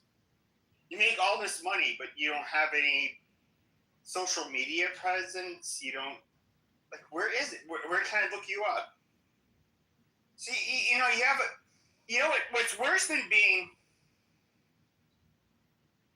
so somebody like me, it's like, okay, I found your real identity. But then it's just like, whoa, but he didn't, like, exaggerate or lie about anything. But then you get, like, the people that's just like, oh, they absolutely lied about everything. Like, which person are you going to say is, like, way worse? Or I should say pathetic. Like, I don't need to, like, LARP as a fucking war veteran. Somebody's never even been in the fucking military. Like, I don't know anything about the military. She's just a nurse on a psych ward, Pepe. Amazing. Hold on a second. I'm going to go ahead and... No. I didn't, but... JB lost, a healthy debates. You lost white America. It looks like, I've lost it twice, yeah. Yeah, but the thing is, though, see, like, the thing about, like, a faggot like JB is that what made him really mad today is that he opened up a room. It didn't have many people in it. I opened up a room. I have way more people in it than him. And I don't really care about the number of people I get in my room. But I know that it bothers him. And then he ended up, like, a few people that are, like, big on the app ended up showing up. And, of course, he's going to mod them. And people are going to come into his room. And he's somebody who cannot stand, like, competition. So he has to, like, resort to, like, basically... Why did he have a falling Joe, you need to... Joe, he dogs my family. He's such a horrible person. He's, that's what he has to resort to. And it's just like, in other words, Joe, I don't want this guy to open up rooms when I have rooms. Even though I'm the actual doxer, or he's the actual doxer, I should say. He can't stand it. Because I'll steal his limelight. That's funny. Like, let me look. How many friends do I have? 18. How many? Do I have a house? Nope, no house. Like, we're just different. We're far different. Now, what I could do, if I wanted to mod people, I would say, like, Connie, you're like my sister from another mister. You're the most beautiful woman, I've ever talked to. Like Connie, I would really love to hear your contribution. Go ahead. Connie, I'd love to hear what you have to say. Go ahead, Connie. Oh, I guess Connie's not there. Beaver, you're like my brother from another mother. Go ahead. By the way, guys, he's one of the smartest guys on the sample I've ever met. Beaver, go ahead. Introduce yourself, Beaver. I thank you so much for coming on my stage. But you know what? Whoa. Hold on. I'm trying to talk to Beaver. This is really good. I'm fucking talking here. I'm sorry. But I'm surprised you got as far as you got because who had caught him in fraud and other improprieties. I'm brand new to this app, but I feel like I just got a crash course on how it works.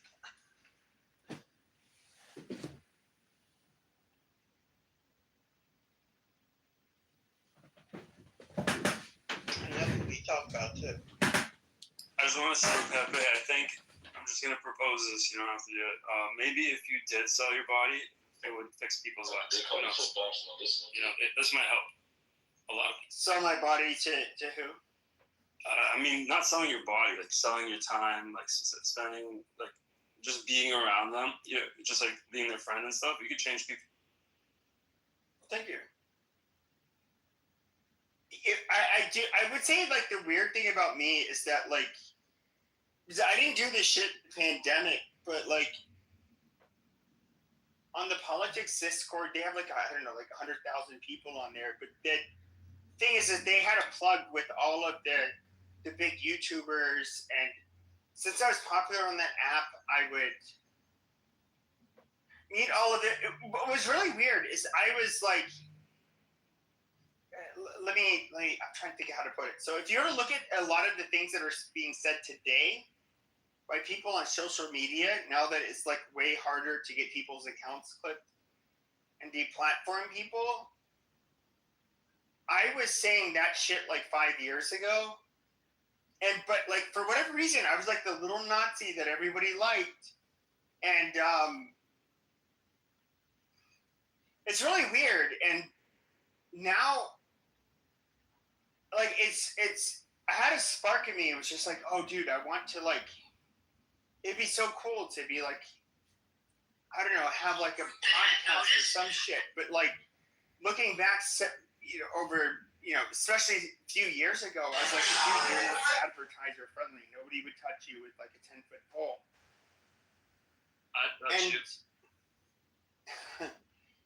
And so like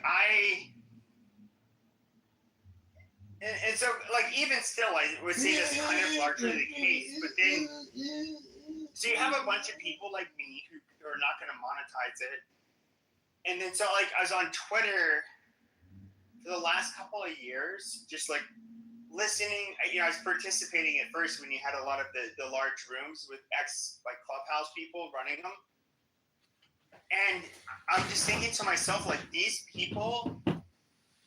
First of all, they say like way more extreme shit than I would ever say, and it's just like so amazing to hear people that have just heard about some of the concepts I heard about years ago, and they're so gung ho about it. Which I don't know that I can necessarily find it like offensive because I was kind of, I guess, at that point at one time.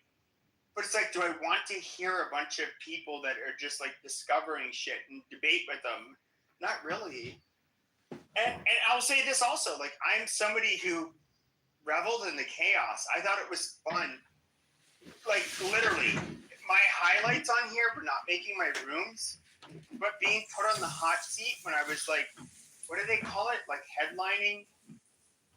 Where, and I'm talking like 4 years ago, like people would bring me in their room, try to make me the content, and then I would be questioned by these people. And then, you know, there's like, you know, up to 1,000 people in the fucking rooms at a time.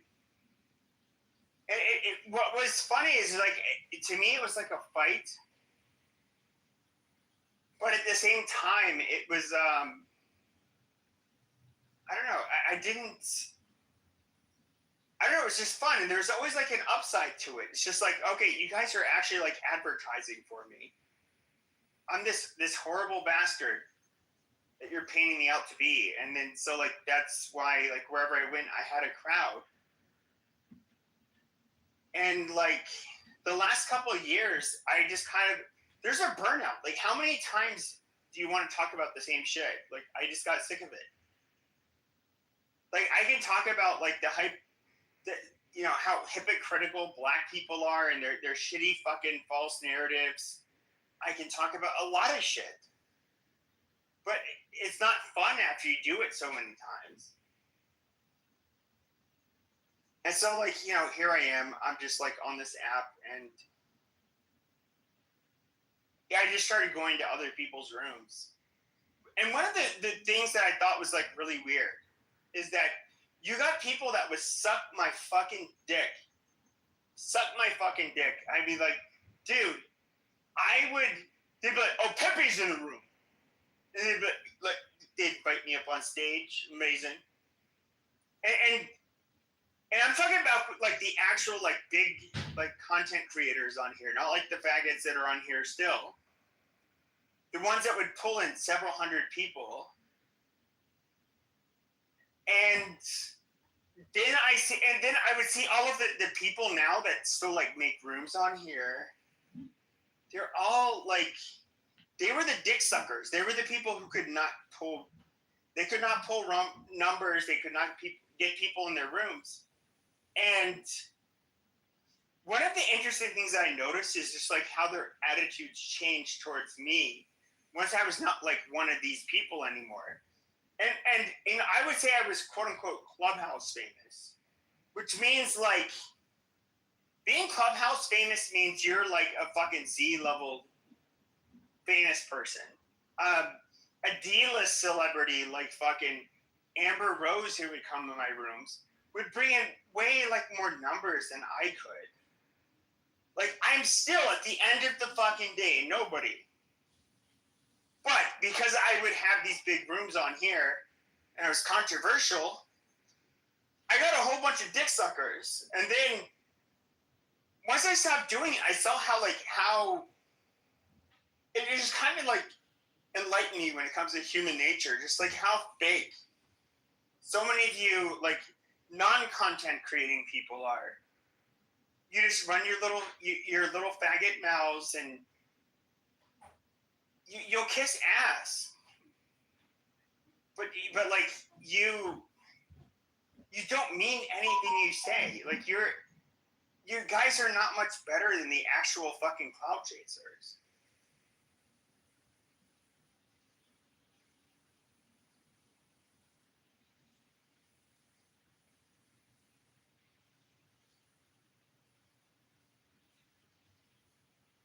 I mean, I just wish I could post the stuff that people would say, like, what people would try to say to me, like, fucking 2 years ago versus now. It's pathetic. So many of you have showed your ass. Like, you guys are just, you're trying to win a popularity contest on a dying app. The only reason I'm on here is because I know the people on here. And I'm bored, and, like, I don't have a future in, like, this social media bullshit.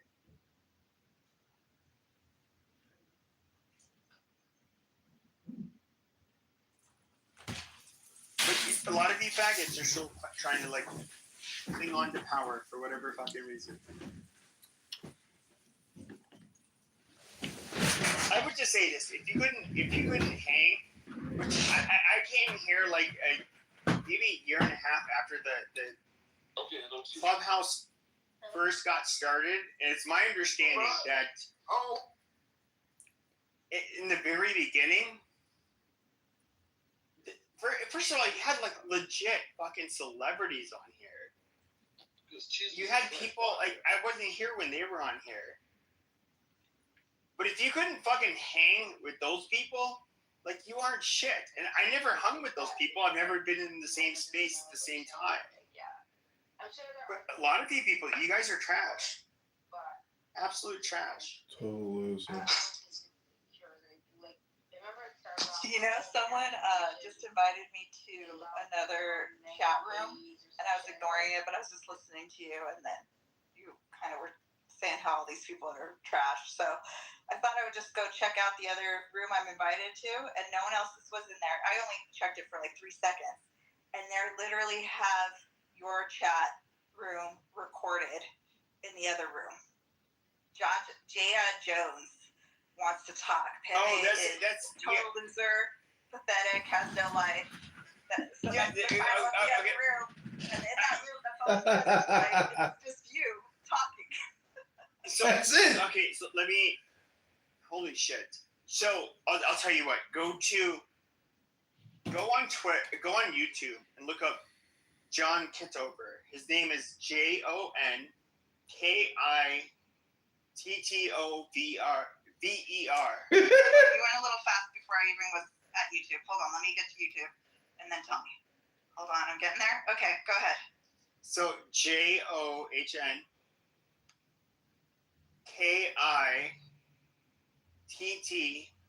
I believe that's his name. All right. And if you can select the options, go to live for which videos you're gonna look at. Okay. Live Democrat Steve Appel skeletons in my closet. He's basically filming like every fucking room on Clubhouse that he can. So he literally has like 50 phones. In his room is this guy from. Oh wow, yeah, I see that. So this guy has been doing this. He streams everybody's rooms. That's what he does. And he he's somebody who would like use my PTR, make rooms, copy my houses. He does this to a lot of people. Yeah, that's so sad. That's pathetic. But I mean, I don't dislike him. He's just who he is. Like I don't know how to. But I mean, he's like just recording other people's content and then putting it out as his own. And he calls us retards. And Pepe, you don't read books. You're a retarded, stupid piece of shit. He calls us. Sometimes, not always. He'll. I actually think he's funniest when he ends up like trying to lay into me and telling me like what a very stupid, horrible piece of shit I actually that's when he says funniest.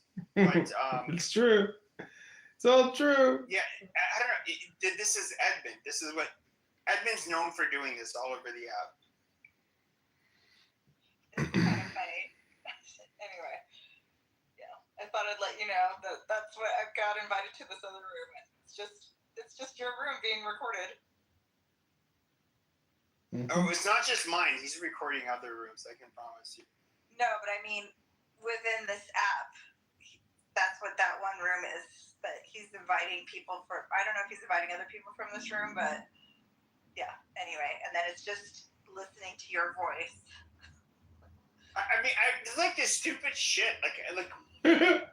So they made a big change to the app like a couple of years ago, where they wanted to make it less friendly to like podcaster people or influencers.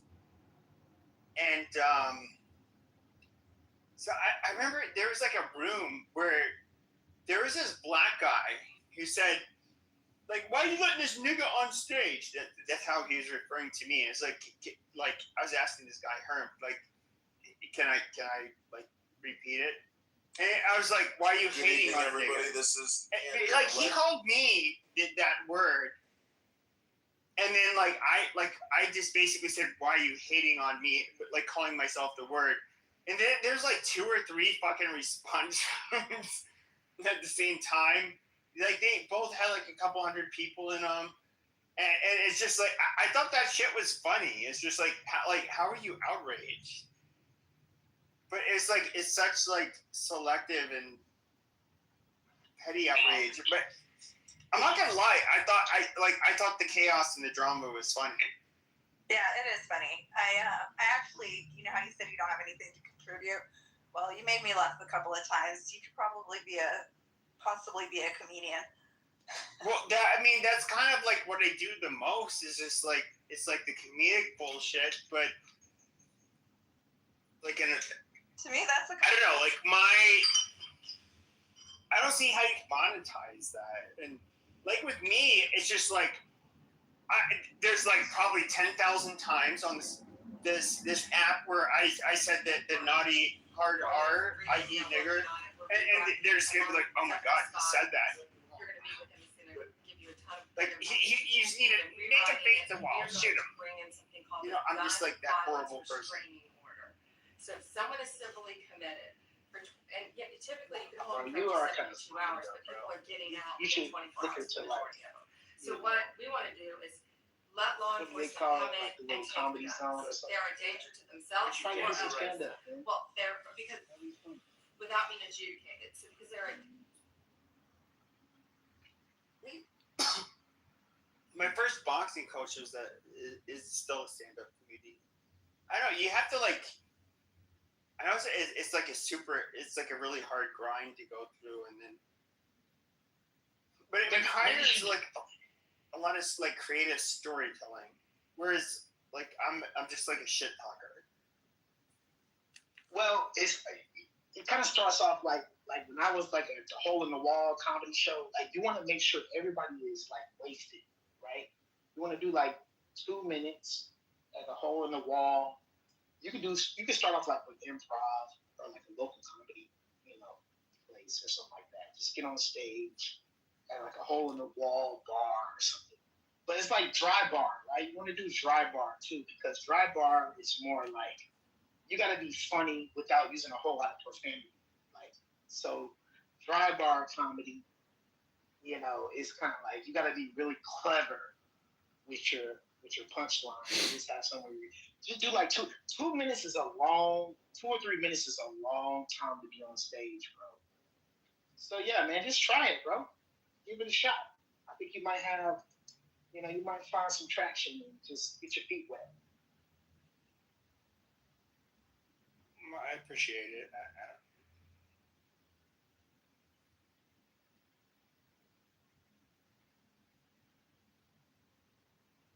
And for all of you people in the audience, I know my voice. I'm in my 40s and I sound a certain way. People like to say I sound like Kermit the Frog. They'd like to say I sound like a lot of stuff. My voice is different. Okay, I get it. Okay, God blessed me with these genes, and so you recognize my voice. So just follow me back. Okay, I see all of you faggots in the goo. And there's 2 people on stage I haven't followed. Guys, just follow me back. There's no reason not to follow me back. Just saying. I'm not, and my voice. I'm not saying it's the sexiest voice, but it's who I am. Don't make fun of me. No, but I think people are putting together their stand up right now for like Charlie Kirk's Killer. Like the guy had on some Converses jumping off of a building and with perfect surveillance. Like nobody who I know thinks that that's the real killer. Like it's like diversion after diversion. And I just think this guy, if you want to hit somebody from 500 yards away, it's like you got to be in the military. You have to have a lot of skill set to hit somebody from that far away. And so I don't think this guy that they captured is actually the real. Like, if this guy can hit something, like, come on, bro. Like, we believe anything. Everybody just believes anything. Oh, yeah, this guy hit somebody from 500. You know how hard it is to hit somebody from that far away? Yo, I don't want you to do university tours. I don't know why. I don't want you to do that. Podcasts, I back podcasts. I'll help you with the podcast. The uni tours are interesting, but sorry, God, for interrupting. But I would say this: hitting a target. Here's the weird thing about this, though, is that it's like an XF-15 is the Bushmaster variant of the Air-15, and this is like when they were still making in mass production their the M4 carbines for the military during the global war on terror. But I remember 200 yards away, being able to just standing and not really having to control much. I could, easy shots for me to make. Of course, I was in my 20s at the time. Once again, I'm not somebody who's ever in the military, had any kind of formal training. When it comes, to be fair, there was a Marine that sighted in that rifle before I did it, so that could have helped. But I Yeah, I didn't find it like that difficult. Conway. Like even the Marines, I believe they have to do shots In out Clown World. to like 500 meters, Fake Republicans. which is like more than double the distance. And Called real Republicans, I've never Democrats. really past a couple hundred meters. I've never taken shots beyond that. You're so I'm never pathetic. somebody who's been hunting. I like when it comes to being a sniper and trying to like Expect the definition. with a moving target, how far should you lead? Any of that shit. Like I have like zero experience, but just like standing, in a sunny day with very little wind, which is very common in this part of Arizona, it was definitely not a hard shot. So here's my question: how far away was the shot at Trump? Settle. Was it closer I or will was it farther away? I believe it was like roughly similar. Was it like 150 to 200 yards? I have the link if you want to see it. And if you could like how far away was the shot? Do you want to see the link? How far away was the shot at Trump? In Clown World, fake Republicans call real Republicans. You're so pathetic, Terry. Expect the rival losses to be served in Friday. If you can afford to settle. I was always aiming at the torso. Now, would I at 200 yards? Would I have? And of course, I'm not like under stress. I'm not like, hey, you're about to get shot. Like once you take this shot at the president, and your life's about to. In Clown World, fake Republicans call real Republicans. That kind of pressure. Democrats. Or just even assassination. You're so pathetic, Terry. Expect the libel lawsuit to be served on Friday. If you can't. I'm saying, Can't afford to I settle. was, I will garnish your my X mood wedges. Place a lien on super your clear and house. calm. The weather was perfect, and I could do it. But I would even say, like, when it comes to Trump, the fact that he hit his ear, it was like, in a way, like his shot was on target. You can't just In Clown World, fake Republicans call real Republicans Democrats. You're so pathetic, Terry. Expect the libel lawsuit to be served on Friday. If you can't afford to settle, I was shooting at the torso of a silhouette. I was not taking headshots at 200 yards, which is like exactly. It's quite a bit different. Exactly. So that's what I'm saying is like to hit his ear without it being blown off his face is a miracle, or it was fake. So there's two different scenarios. Either it was an absolute miracle that his ear wasn't blown off of his face, or it didn't happen. So because we're talking about he was on. Yeah, but the Butler, Pennsylvania shooter was using a 5.56, which is a varmint round. It's literally meant to kill like very, very small game. In Clown World, fake Republicans call real Republicans Democrats. The United States military Expect the decided libel to lawsuit use the to be served on 5.56 meter Friday. round, which is very Can't similar afford to to settle. the Will 223. garnish your X And wedges. most AR-15s that are chambered in 5.56, they will shoot a 223 cartridge. The reason why they went with that round over the 308 is because they could end up carrying a whole lot more ammunition. And what the studies were showing at the time was that they basically what would dictate that you could win a firefight was the volume of fire. And so they ended up going with that round. But a 30-06 is something that can take out like a very large animal. It's a whole different fucking. That caliber is so different. A deer rifle. Yeah, it basically. If he got shot with the 223, it doesn't. It is kind of catastrophic when it comes to like if you get shot with one because it has a high velocity, yet it's a round that's not that big. But if you get hit with it, it tumbles and it causes a lot of carnage that way. as opposed to like a 308 or 30-06, which is likely to leave like a clean hole through you.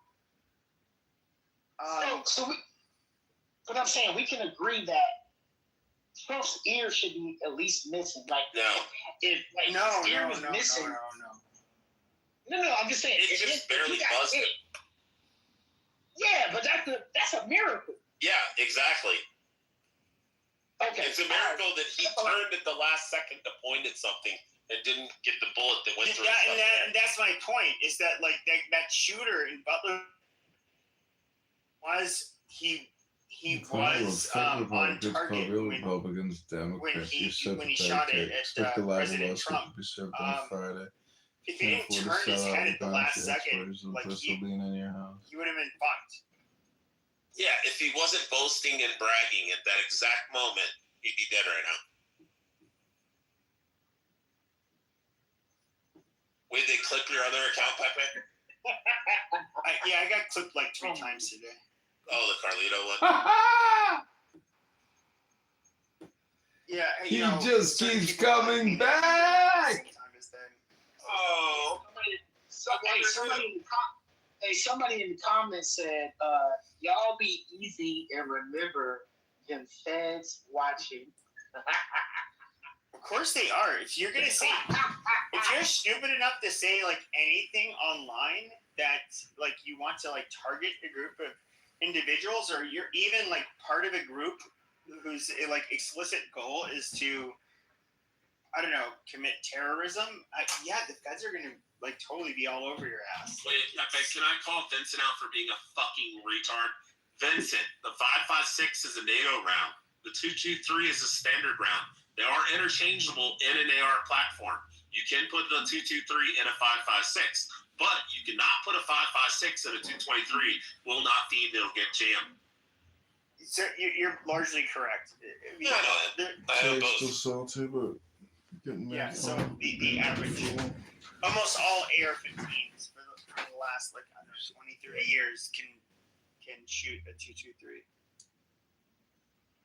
Whereas like an actual varmint rifle that the 5.56 has a larger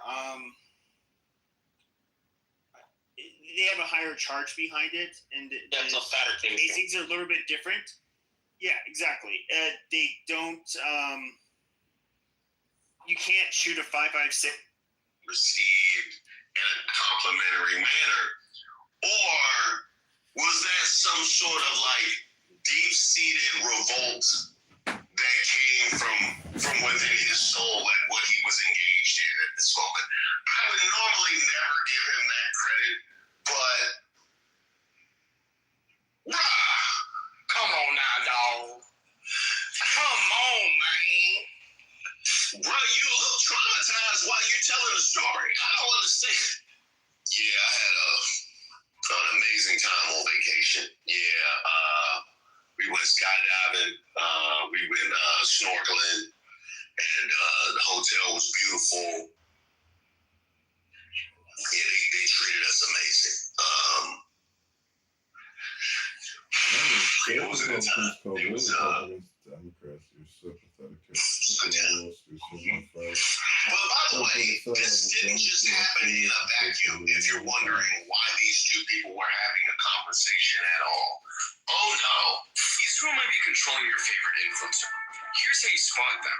When Benjamin Netanyahu came to DC to meet with Trump, most of the attention was focused on their plans for Gaza.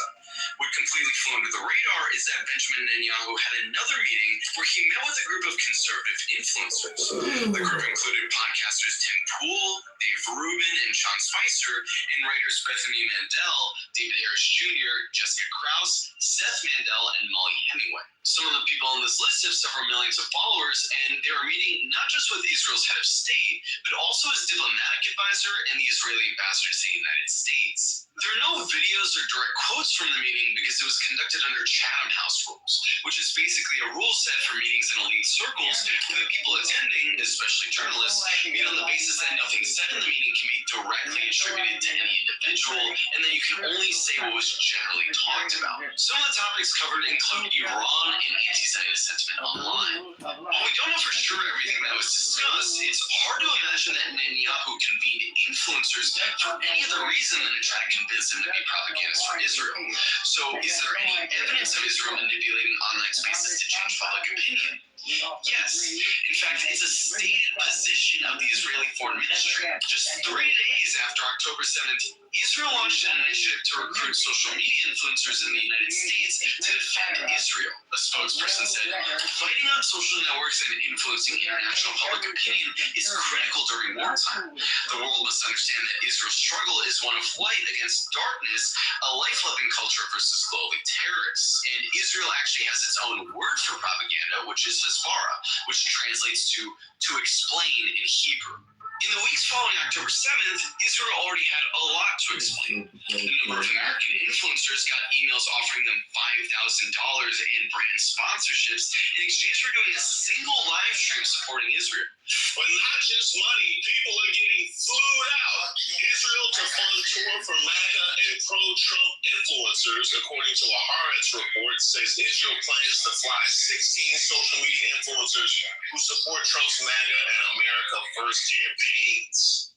The influencers each have hundreds of thousands to millions of followers. They'll be flown in to counter what the Israeli government sees as declining support for Israel among young Americans, without citing any date. With the rise of the America First movement and MAGA in American politics, it's essential for Israel that the movement adopt a pro-Israel position. That was the report's quote from the senior deputy director of the Israeli Foreign Ministry's Department of Public Diplomacy. Well, look, Officer Tatum, my advice is to holler at Yaakov, because you're going to need some public diplomacy. You're going to need some public, they tearing you up in these comments. Officer Tatum in a nutshell. Oh, not Krang. Don't bring Ninja Turtles into this. Wow, go be, wow, go be an N somewhere else. The whole thing is a grift. N never stops cucking. That I just... Wow. Not the Django meme. How effing stupid and disgusting are you? How deep is wow. We was only spit on one time.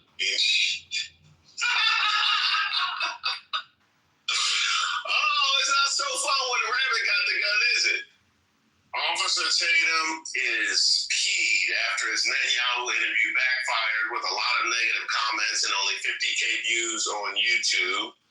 He's firing off at everybody as willing to die on this hill for a random country in the Middle East. Can't wait for him to debate Myron Gaines.